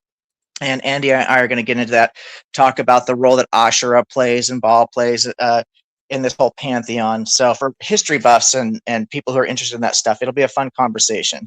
But we're not going to do that live. We're going to do it as a video and then post it live later on my channel. So check it out whenever you can. But yeah. Okay. Go on. Thank you. I was, well, here. I got something pulled up for you. When is that? Oh, that's not today. I got to know. I had one of your other lives pulled up. But you know what? Here, I'll drop the link. I mislabeled this. This is Objective Ethics upcoming live, but you can subscribe to the channel from there. Oh, the RTS. Yeah, it's really important to talk about because, you know, I'm not a religious person, but I'm not an anti-theist. I actually love to study religion and history and stuff. And I think that religion has played a major role and continues to play a major role in society. So we have to embrace it for what it is. And I think if people learn to extract the good things out of religion, because there are objective moral truths, objective moral facts out there, which is how we know morality is objective. And I think because these things are objectively true and they are facts, every functional religion has adopted these similar principles, which is why we see like a ban against murder, a ban against theft and things of this nature in every single organized religion, right? Because people know that these things are wrong objectively. So I think religion can play a very important role in people's lives because it gives them a sense of purpose and meaning and helps people to feel like they have answers to some of the tough questions. Where did we come from? What are we doing here? And where are we going? Right? And philosophy can only get us so far. So at some point, people either have to have the fortitude to just be comfortable without knowing and enjoy the ride for what it is and do their part to make it the best it can be, or they can have faith that they might have a solution to this. And I've got no problem with that. The issue that I have is that religious people, when it gets to an organized situation, tend to fight within amongst themselves and then with other religions. And I think that as people abandon these faiths, they get vilified by the rest of the people who are holding on to the faith. And this leads to what's called religious trauma syndrome. And we see this in a lot of groups, you know, where a person will leave the religion, they call it deconstruction, and they get attacked by the other people. Oh, you just wanted to sin, or you were never a true Christian, or all this other nonsense that we hear people say. And that's just unnecessary. Everyone's going to have to walk their own path at some point, right? So we need to embrace people for where they're at in life and understand that being mutually respectful of each other is ultimately the key, irregardless of our beliefs, right? Absolutely. I love everything you're saying. Yeah. Objectively, it's not that hard to be honest and kind with other people. It's kind of all we got to do. Oh, you're absolutely right, brother. Every living organism has an actual perpetency. I don't think I'm using the right word there, for the truth, right? If we don't know where to find the food, we won't survive. So we have to understand the truth. If we don't understand how to get out of the sun, that, you know, that the sun actually exists, we won't survive. So we need the truth. We have to embrace it at some point for our survival. So, and that's every living organism, you know, but we have this ability at this state of our evolution to where we can think abstractly and we can convince ourselves that there are a lot of things that are actually helping us, which in truth are hurting us. Everybody wants to live a good life, but what people do is they chase things like drugs or money or sex or fame or power, thinking this will lead them to the good life, but it won't.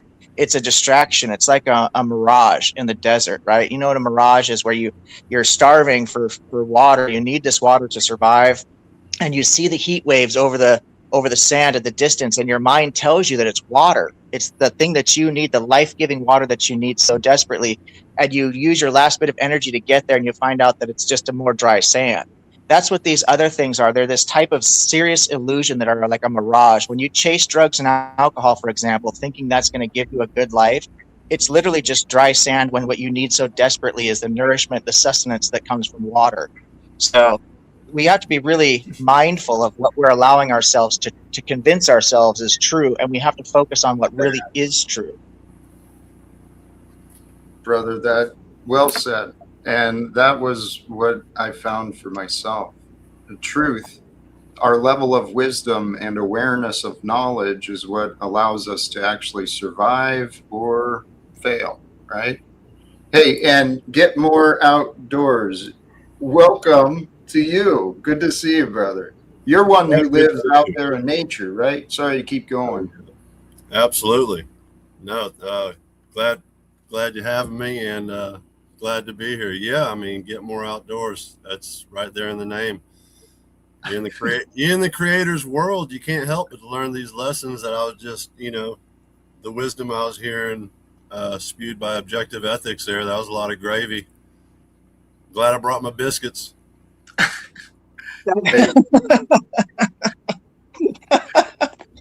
That's very kind of you. Thank you, brother. Appreciate you. Hey, today's conversations, I've truly been enjoying them. From a consumption standard, I think they've been pretty darn delicious today. Mm-hmm. And nutritious. Yep. Back to what I think you were saying, both nature and learning. If we pay attention to nature, she teaches us, right? Not just how plants grow, but how we behave too. There's elements of us that can be found pretty much in anything. And it kind of brings it back to the idea of the unified expression of life that we are.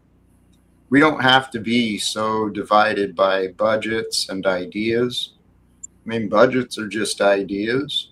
Nations are ideas. Religions are ideas. We all get a lot of ideas, but we've been taught to become our ideas instead of, I don't know, holding on to. Well, that's how the veil is created. The veil is created within our minds, potentially. I can see this working, right? A veil of ignorance and confusion becomes deeper in our mind the more we cling on to old ways, old ideas. Because clinging on can prevent our growth. And we're here to move forward, baby. One of those veils, and I think the brother might be able to identify with is Mr. Outdoors, because one of the veils that has happened that the powers that be have used to keep us placated and confused is the idea that we are separate from nature somehow. We're actually not. We are an integral part of the natural world, right? Just like the birds and the trees and everything else, we build our concrete superstructures and it creates this barrier. We get into our metal automobiles and burn our fossil fuels and it creates this barrier between us and nature, right? But we actually belong in nature. We come from nature and we will go back to nature. So I think it's really important, if we stop thinking of ourselves as being separate from nature, that this is some destination, but it's rather an existence, a state of existence and a state of being, right? 100%. Can I tie this together for just a moment, Jack? Please do. Go ahead, man. From my perception, spot on, objective. I will say, look, I'm a bit of a word purist as well. Look into what the word nature means. It actually has everything to do with us. That's part of the word spell, is that they've given us that there's nature out there and then there's us. If you look into the meaning of the word and where it came from, natural literally has to do with whatever has to do with us. That's what the word means. So when you speak of the natural world, you're speaking of whatever has to do with us, the sentient beings. Obviously, the creator created this world for our usage. You see the pattern of it within ourselves, just as you do out there, as the micro is the macro. We're just a microcosm. We're like a leaf on a tree. We're literally just an expansion of the creation. And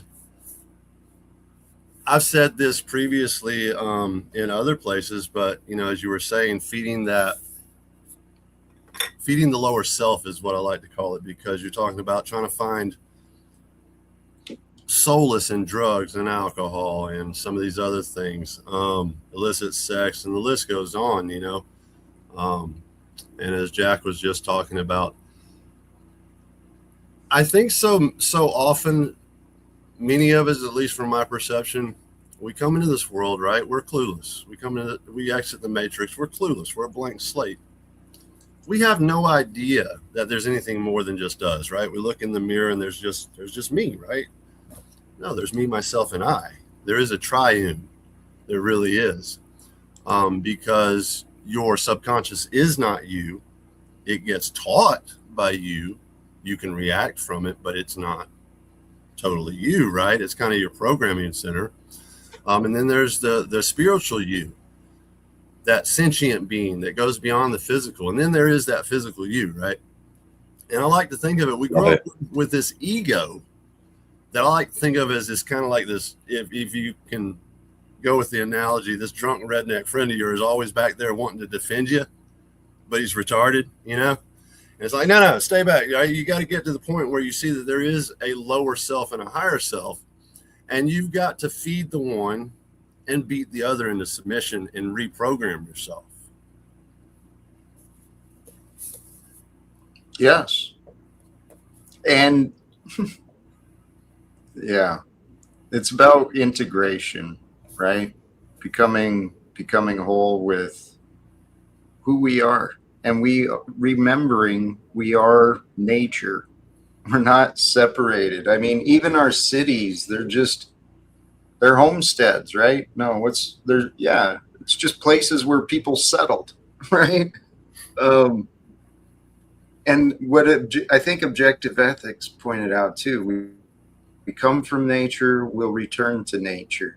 Well, consider from the spiritual aspect, we come from God, we return to God. Right. So let's be with nature while we're here. Let's be with God while we're here. Amen.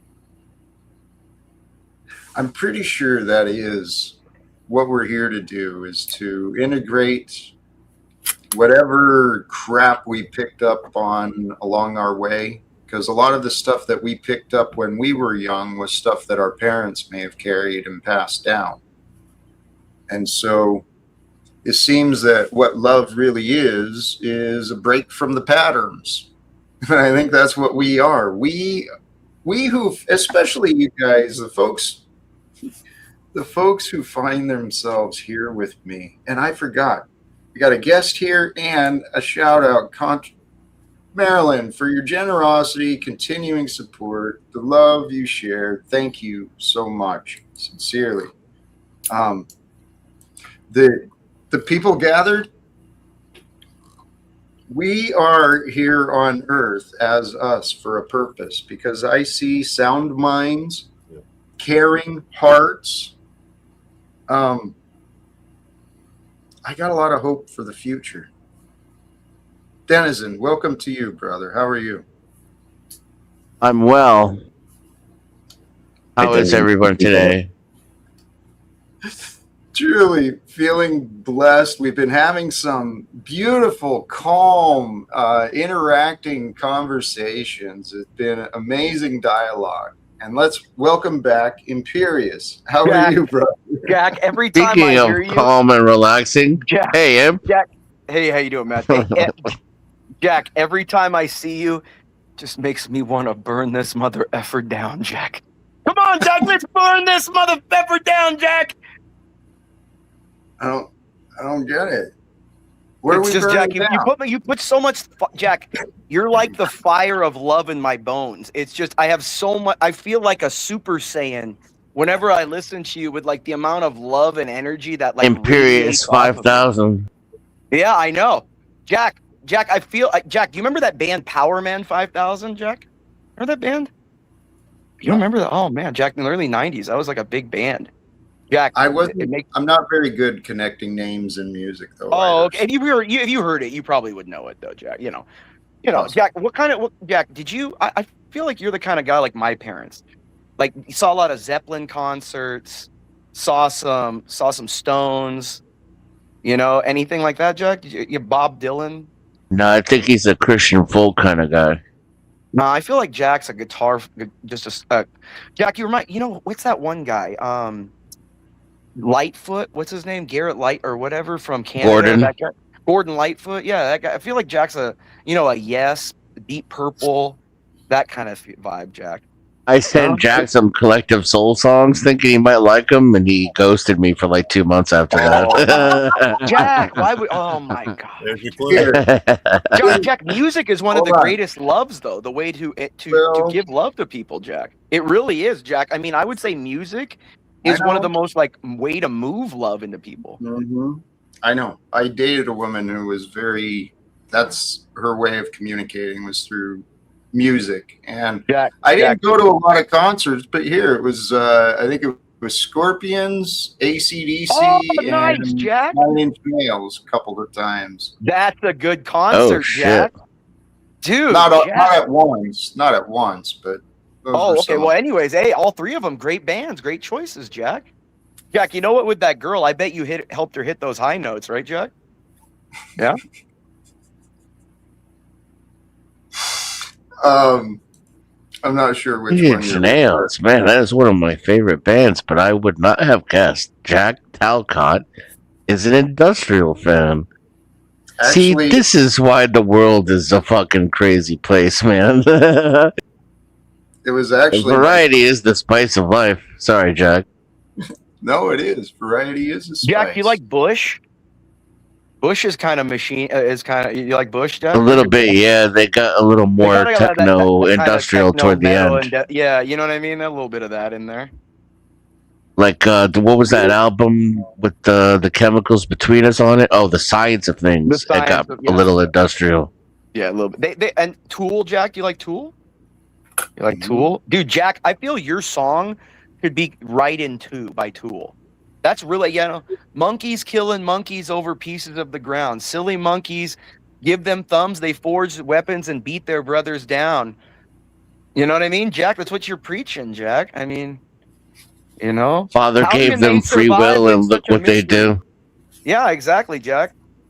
Well, there's been a lot of messages for us in the songs, but we sing along, and I don't know if we really think about the words.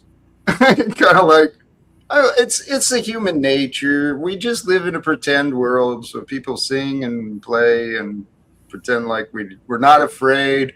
We pretend like we're doing okay. I don't need anyone. I don't need anything. I'll be okay. Because if you put on a fancy suit and write it on a piece of paper, it's official now. Jack, we're all just volunteering to play a game. We're putting ourselves as a piece of the board, Jack, voluntarily. And when you're awakened, Jack, through love, it's hard to go back into that method, Jack. It's really hard. I understand where you're at, Jack. It's like going out of a movie theater into the bright lights and trying to walk back into the theater. It just doesn't seem the same. It's a tough. You get that metaphor, Jack, or no? Like once you're enlightened kind of what the world is and what the message of life is. It's Plato's cave. Exactly, Jack. That's the whole thing. All the men and women merely players. They have their exits and their entrances. Women have 3. Go ahead.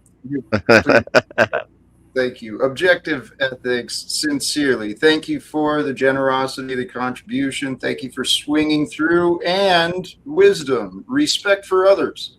Self-respect and respect for the planet are the bricks that we use to build the road which leads us to the good life we all want to live.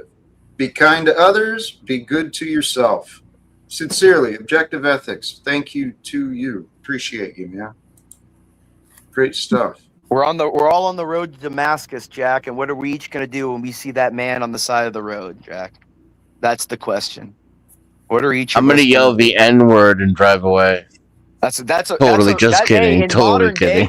In modern day, I don't blame you. I mean, I get it, Jack. I get it. I get that hesitancy. No. Jack, I feel like you're the kind of guy that would take your shirt off and give it to a guy in the street that's been cold, Jack. You're a good man. My dad was like that. Very Jack, generous. When you walk with your lady, do you walk on the outside by the street? She walks on the inside, Jack? You have to. That's been years. I don't walk with... Oh, Jack, don't lie. Come on, Jack. You're being humble. It's been years. It's been like hours. Stop it. Been hours. Anyway, Stop it. Anyway, hey, what are we gonna do? What are we gonna do with the world we've been given its current state? Jack, I we're gonna think. I try. mean, We're gonna all I'm not pledge trying to today aim go, low, Jack, we're but gonna all go I out think and the pledge best I today. can do is just try to better myself at this point. If I can get to a point where my cup runneth over, I'll reassess. But I'm still working on making myself worthy of being someone to make change and lead. You know. That's where it's all at, I think. What prevents it? Because unworthiness might not always be accurate. I'd ask you, Denizen, if you're the thing that isn't good enough yet, then how is that thing that isn't good enough good at judging how good you are? Well, That I Because do I'm look for meeting some myself and feedback I. from the world from that. Because I'm meeting Um, myself and I. I get sanity checks from externalities and how they react to my attempts at leadership. Mm. You know what I'm gonna Fair. do, Jack? I'm gonna be thankful for what God has given me, Jack. I'm going to Please be do. incredibly thankful. And I'm going to spread that thankfulness to other people and show that, everything we have, Jack, is by God's grace. Like none of us can do it alone. We're all one people, Jack. There's a Bible verse in Psalms 23, Jack, that I'd like. It goes, "Thou preparest a seat at the tables of my enemies. Thou anointest my head in oil. My cup runneth over."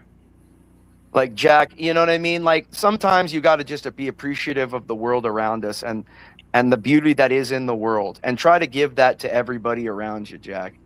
I think I think, Jack, the thing is I had to deal with some trash today. I was at confession, Jack, and this old bag came up to me and she started getting upset at me because I was looking at my phone praying the pre-confession prayer.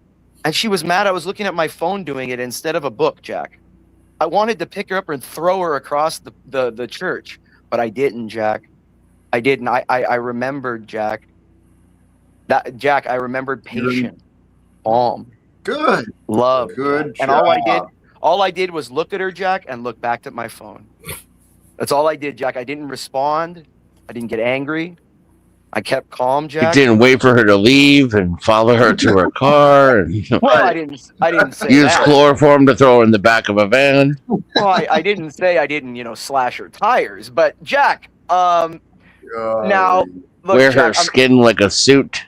No, she was old. I don't want to be that old. Jack, it's love. It's love I'm feeling when I'm on this panel. It really is, Jack. Go ahead. I'm glad you do. And you know what? We do experience these little tests. And congratulations for you if that, if you felt something there, or in the past you might have, and then you remembered. Jack, I might have been in the past taken one of the pillars next to the confessional and taken it and slashed her across the head. That's what I might have done in the past, Jack, but I didn't, Jack. I didn't. Because, Jack, I should have, in my head, I was like, you old bag, you're a woman. Shut the hell up. Put your veil on and shut up. That's what I wanted to say, Jack, but I didn't, Jack. I didn't do it. I restrained myself. I restrained. Congratulations. And this That's comment hard for me, Jack. It's hard. It's a moment, Jack. It really is. It's not hard with practice. And that's what I'm doing, Jack. That's what I'm learning on this show every day. I'm learning to reinforce practice and practice and practice, Jack. And you kind of inspire me with all the nonsense you deal with on here. Please. Do you hear what? I mean, this comment is kind of appropriate. I didn't throw an old woman across the room. The bar is low, just so low, and I'm still willing to congratulate you, brother. Well, Jack, listen, hold on, Jack. But part of the way there. I mean, if he keeps working. Well, Jack, listen though, listen. Do we really need Karens in the world, Jack? I think we can all. I think the chat would support me on this. Sure, they do, because they're there to exercise weak minds like yourself. I was reading something earlier, Jack, and it completely reminded me of you, and it has to do exactly with this situation. Men call me Christ, and God recognized the name. when you've purified your hearts by faith, the king will enter in and you will see his faith. And they asked him, I'm kind of shortening it. They asked him, what must we do that we may make our bodies fit abiding places for the king? And Jesus said, whatever tends to purify in thought, word, and deed will cleanse the temple of the flesh. And then the king will have a fit abiding place. Beautiful. So you didn't kill her? Great. Awesome. Work on the thoughts. Yeah, in First Corinthians 34, Paul said, I would like to remind him that and Paul said in First Corinthians 34 that women shall be silent in church or be beaten. Oh, that's not quite what he said. Missing First it. Corinthians 34. I suggest you read your Bible, sir. Shut up. Don't argue with the church who wrote the Bible. Rome wrote the Bible, sir. Thank you. Whoa, have a nice day. Let's not worry about. Actually, the Bible was canonized in 383. By who? Council of Hippus. Look by into who? It. By who? Rome. It was by Rome, right? Which pope? Rome. Which pope oversaw which pope oversaw virtue? Slow your mouth down. Self-control is virtue. Oh wow, Jack. Okay, I'll let that go. Go ahead, sir. And I don't fully endorse everything said in the holy canonized Bible endorsed by a king that wore bedazzled pantaloons, King Jimmy specifically. But I do think there's scriptural content in it that is spiritual and applicable for the life of all men and women. Sir, who canonized the Bible? Can I ask him one second, Jack? It was Pope Damasius I. He was Spanish. He made it canon. Rome did. All right. Actually, it was Constantine. Finally. No, the emperor did what? Who did the emperor submit to? How? Please. He gave Saint John Lateran the Church of Rome to the emperor. He gave it to the Roman pontiff to say, "I am now your subject." Correct? Is that Saint John Lateran Church? What's your point, Imperious? The point is that there is only one church anointed by God with unlimited power. Thank you, Jack. Imperious, please. There's no church anointed with unlimited power. I don't know where you learned to read, but there's nowhere that supports who turns the dials of history, sir? We do. Please pause. Please. I think what we're doing here is we're dealing with religious beliefs. Do I remember? Yes, you said you went to confession. Are you Catholic by chance, Imperious? Sure, I'm a cradle Catholic. I was baptized at 6 days old. Okay. 6 days out of the hospital, Jack. That explains. I'm gonna be this dirty, fallen people. Like, no way, sir. I gotta be cleansed. You sound like another group. Who do I sound like, Jack? Do I sound like the Crusaders, Jack? No. Anyway, here, let's really the message that Outdoors was bringing up. It's a message of Christ, right? We purify our thoughts, our words, and our deeds, all of those together. And then it really is. I mentioned this earlier. You can bring the past back to life. Let's bring the spirit of love, the spirit of Christ back to life. I believe God's given that to us, this idea that Christ can live through us if we open ourselves up and invite the Holy Spirit to lead. Jack, Jesus said, I am the bread of life that comes down from heaven. All who believe in me shall live forever, Jack. That's love. Jack, the ultimate sign of love is that he came down for us, Jack, to die for us, to be the bread of life, Jack. Well, to follow his commandment is to show love, right? Yeah, to actually believe in him is to do what he says and live like he lived at the best we can. And with his support and the Father's grace, I believe we can, especially if we work together for this purpose. Each of us could become this closer to perfection than we've ever been before. And I'm pretty sure that's what God's plan is. We're to restore mankind to the godlike nature of goodness. Jesus showed the way. And if we are just individual thought forms within the mind of God, well, then Jesus brought the good ideas. Let's share the good ideas. Let's live the good ideas. Jack, Christ is love. He's the personification of the idea of love, Jack. That's what I'm saying. And we can be with that. Exactly, Jack. We want to be with that, Jack. That is our goal. Our ultimate goal, Jack, is to be with him. Oh, I love that. And the craziest part is there's no distance. There's no time. There's no distance to travel. There's no time to wait through. The experience with God's love, it's available in every moment.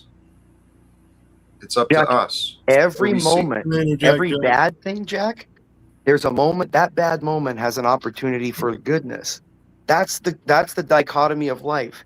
For every bad thing that happens that people say, for all the horror, those bad moments give rise to the opportunity to make that moment good, to rectify it, to change that through love, Jack.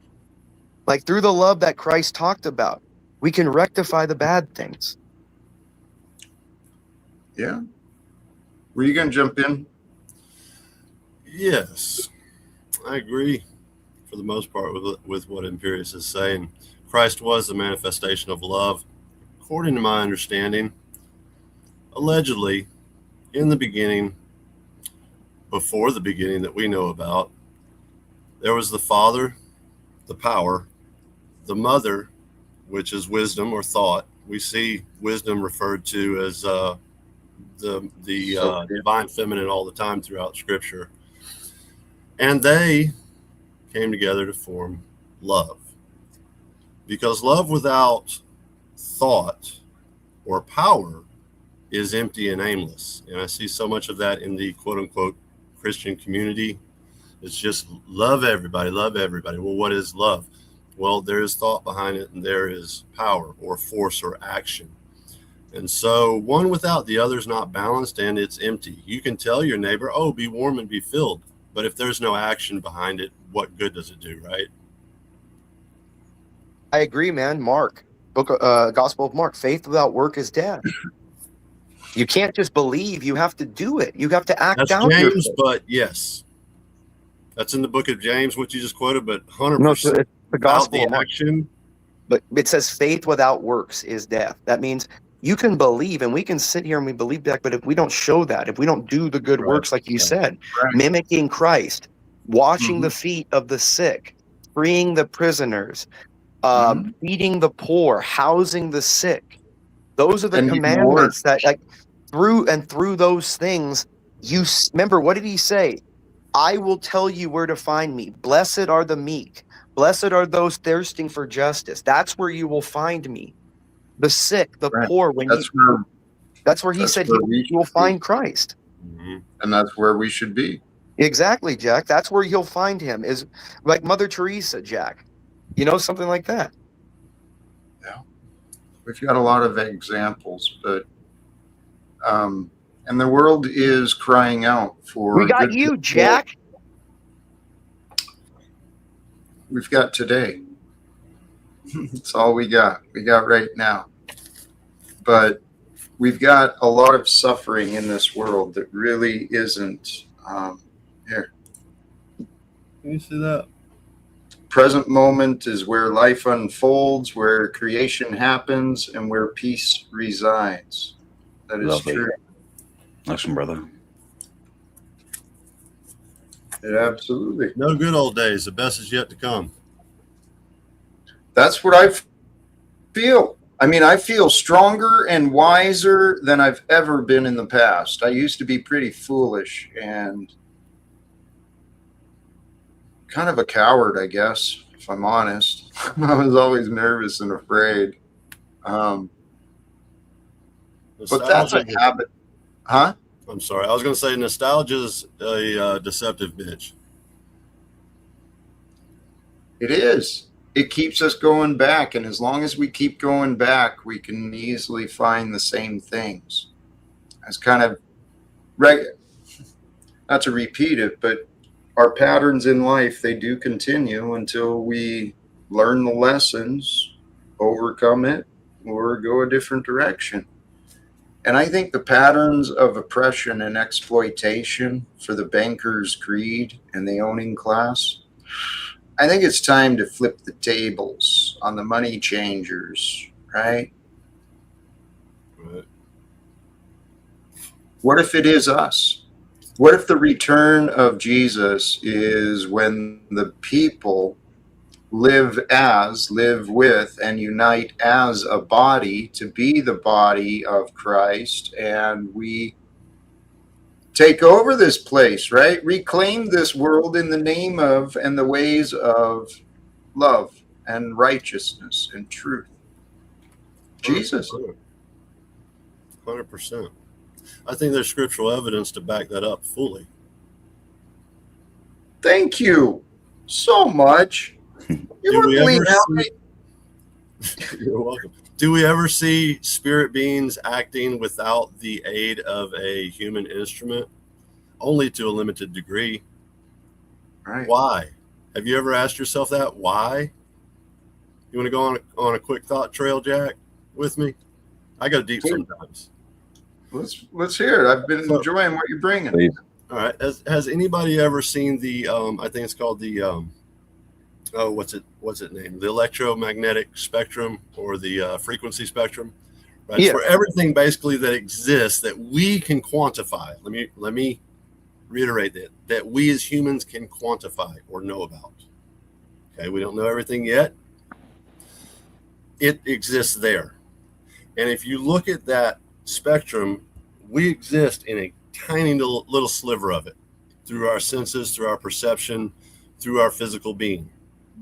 That is the physical realm. We literally walk around blind and deaf for the most part. From what we know of, we perceive less than 2% of it. Okay, of what we know of. So let's talk about a dimension. What is a dimension? I am a little bit of a word nerd, pardon it, but let's make sure everybody's on the same page here. A dimension is a space. It's a spectrum of light. It's how you dimension. When you take the dimensions of a room, you take measurements. Those are the dimensions. It is a space. That's all the word means. Stay with me, okay? So as we proceed right outside of that perception, we start getting into what is the ethereal. What is that? That's what our senses can still perceive to a degree, but only limited. Magnetism, electricity, the wind. Okay? We can't fully perceive it. Now, as soon as we step further outside of that realm, now we've entered into the spiritual. That can be right there around you. It doesn't have to be far off in a galaxy far, far away somewhere. Your perceptions can't see it. Your perceptions can't interact with it. Okay, if you get out there into gamma radiation, obviously that's harmful to the physical body, right? So likewise, we have a bridge there. Physical, ethereal, spiritual. You still with me on this electromagnetic scale? So once you get out to the spiritual, as a safety to us, built in by the creator, the source, they can't fully act here because they're not physical. They're outside of their realm, just like we would be outside of our realm. The only difference is it doesn't kill them. We stepped into their realm, we would die. We would cease to exist as temporal physical beings. They could come into our realm, but not fully until they act through a willing physical instrument, whether that be a good spirit or a bad spirit. There has to be a willing physical instrument. When the legion said, and when we're cast out, said, cast us into those swine so we're not wandering in the wasteland. And there's a lot more evidence I could bring to it. So we're in that little tiny sliver. Don't be that willing vessel for evil. Be the willing vessel for that which is good. And that is shown through your actions, through your deeds, through your thoughts, through your words. If I may take that a little further, I really resonate with what he's saying. I've been thinking about the word Christ and Christos. And I gather Christos from Greek it's like the rainbow color pattern you see on oil when it's on water. And it's also related to the word crystal, crystallization and charisma. And I think there's a lot to be said for the crystallization process, kind of like water evaporating from saline solution, creating a salt crystal over time. It's like an iterative cycling development or growth of a structure. That crystalline structure then becomes permeable to light and does all sorts of weird things like refracting light into a rainbow and strange things like that. So I don't know what my point is, other than I think there's something because to do we can with resonate that light through us when we become that pure crystal, right? Without all the dirty. Is that where you were going with that? Yeah. Have you guys heard of Santos Bonacci? Santos Bonacci, and he talks a lot about that, and the Christos oil coming from our spine. Well, Jack, you know a bit about this, don't you? This human experience is truly mysterious and fascinating. There's so many depths and levels and variables that we can discover. Just in the mere existence, our day to day, we take so much for granted. So many conveniences our ancestors did not have access to, right? Refrigeration, AC, friggin' mechanized transportation. We're living at a time where, by all logical signs, we should be the most connected, the most well adapted, the most educated time on Earth. But everything's broken and fracturing, dividing. You know what my theory about that is, though? Because everything truly is a choice in this realm. I mean, people can cry and wring their hands, be like, "Oh, I'm not free." No, you are. You're free to make whatever choice you want. You may not like the repercussions, but you are free to do what you want. Everything's about free will. My theory is, it goes along with what you were saying just a moment ago, Jack, and with others I've heard speak today, points they've made.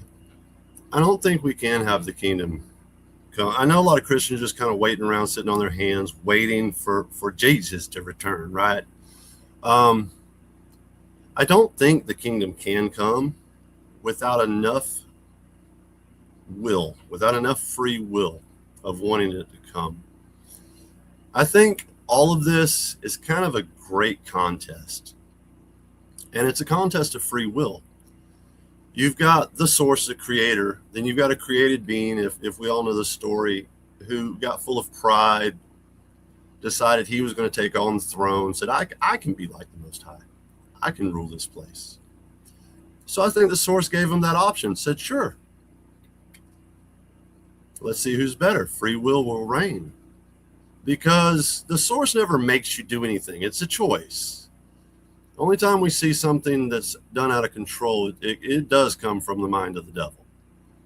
You know, he wants to force somebody to do something. The creator is like, here, I give you, here's your choices. You don't know that. Again, like you're kind of like, bro.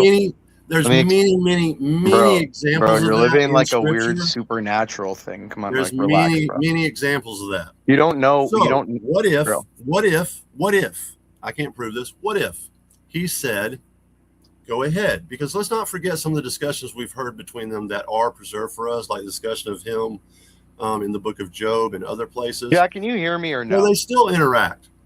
So like, what Jack, if God said, go ahead?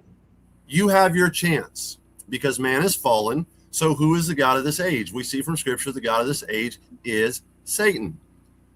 Okay. He works now in the sons of disobedience. He's the prince of the power of the air. Okay, so you have to have free will. So far, people are acting out of their lower state. Satan is running rampant. What does Satan mean? The adversary. Okay, that's running rampant today. Okay, out of free will. Okay, once that free will gets suppressed, enough free will out of the true creator, because let's not forget, it's all counterfeit. It's all counterfeit. You've got the nature given by the creator. Well, Satan says, no. You can go ahead. You don't need nature. You can live over here in these cities and you can work in this office. You'll be fully fulfilled. We'll give you something that passes for food. We'll kind of give you an education system, enough to pique your curiosity through virtual reality and AI bullshit. But you don't get the real deal.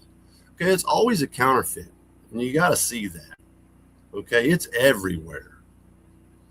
And you can either make your choice to that matrix where you know everything's bullshit, but the steak tastes good and you're willing to comply, or you can go on the higher plane, the higher road that is more difficult at this moment because, hey, the source isn't going to take a bunch of bitches. You got to have courage to do the right thing. Okay. I just think it's a contest.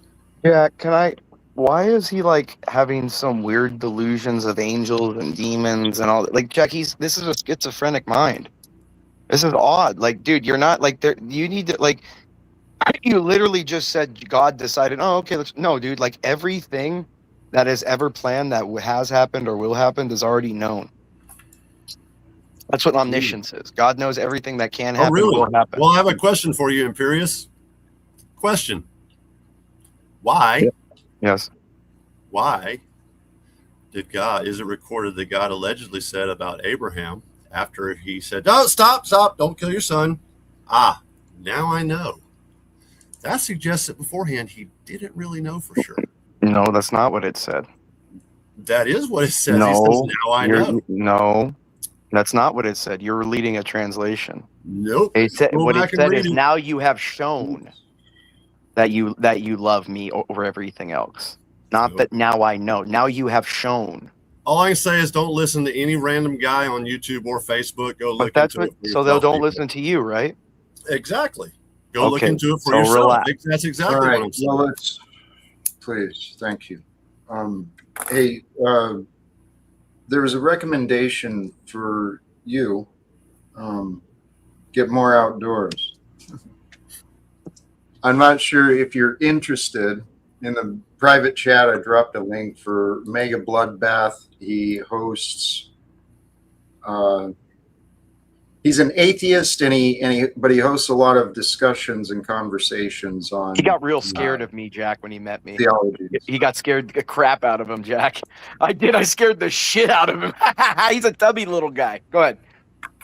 Well, I dropped that link there. The other part I did recognize. I don't know what I understood. Maybe I misunderstood objective ethics, but him and Andrew are having that conversation live. So I'm actually kind of interested in checking in to see what our friend Andrew and objective ethics are talking about regarding the what they've learned of history with Yahweh and some of the other things they were saying. I forgot. What do you guys think? Jackie, it's your show. You're the captain, Jack. Captain's prerogative. You steer the ship, buddy. We are going along down the river with Jack leading the way. Let's go, Jack. Jack, I appreciate you having me. I'm going to have to step out. It's been wonderful. I really appreciate it. Glad I brought Take care, brother. Hey, you too. Dirty, is good to meet everybody. Have a good one, man. Y'all too. Have a good one, guys. Sincerely, thank you for swinging through. I enjoyed what you were bringing, and if you find the way over to that other place, I bet they would enjoy what you're bringing too. We'll see about that. I've got animals to go tend to in a farm, so we'll see. Awesome. Have a good one, man. I do actually think, I think I'm going to run this one a little bit shorter. How about we start wrapping it up? And Jack, no time is short with you, Jack. Every day is an appreciation when I'm on this damn panel, Jack. Every day with you is another bright light. I really appreciate Saturdays when I can get really smashed and then come on here, Jack, because you're a good guy that I really appreciate when, you know what I mean? I think we gel well. We're on the same vibe and wavelength, Jack, And, I think we're close, Jack, And I think, people in the chat, you guys all got to go out and barbecue today. People like the Freak. I mean, he's a very vicious guy. but I think maybe with some meat in his mouth, he may have a better day. Have a good day, Jack. Blessings and periods. Thank you for swinging through. Holy cows, man. Holy cows. He's an energetic one. Anyone else? Other thoughts? Scott, you showed up late. How have you been? I haven't even checked in with you. Hanging in there, Jack. How you doing, buddy? Your panel today was pretty good. I enjoyed it. Just gonna say that have a good day this Saturday. I don't need to go too much into what you guys talked about. Although I did have some interesting thoughts. So it was thought provoking to say the least. So I'll talk to you again next time, and no matter where you go, there you are. Hey, much love. Thank you sincerely for swinging through. I was actually thinking about you earlier. I was that close to giving you a call, but then I started this. Maybe we'll connect another time. Anyway, thank you again, Peace, Scott. buddy. God bless. Either way, Denizen or Dirty Lowlife, I truly have appreciated both of you. Our time together, I've really enjoyed it. Likewise, brother. It's been a good chat. Good to catch up. Yes. Anything imparting? You out? No, I think I'm run dry, to be honest. Man. Thanks for having me as ever. Hey, much love, sincerely. Thank you sincerely for swinging through. And Denizen, you're the final one. Are you there? I can't hear you if you're speaking. Hey,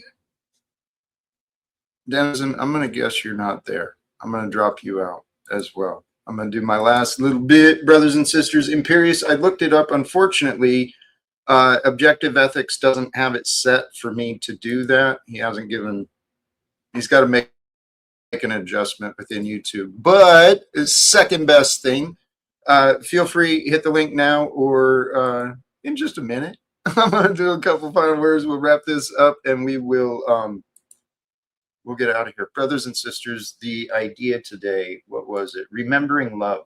Remembering love. And really, where love is remembered, fear disappears. Find your fears, find your insecurities, find your weakness. That is a symptom. It's a sign. It's just an indicator and a signal saying, oh, you're afraid. Hey, you got a greater love. Right? You got a greater growth. You got some wisdom to learn. You got some love to overcome, some forgiveness to find. A lot of our fears come from our insecurities. Many insecurities are found when we're guilty. Okay, so look inside, see where you're afraid, love yourself with some compassion, some mercy, forgiveness, because those things feel great. With love, everything is better. Here we go. Brothers and sisters, thank you again sincerely to all who made today's conversations what they were with me, and all those who tuned in live or later. God bless you. Till next time, choose love, peace for everyone, walk with faith, and live without fear. And please, if you head over to Objective Ethics and Andrew, share some love and support. God bless. Thank you.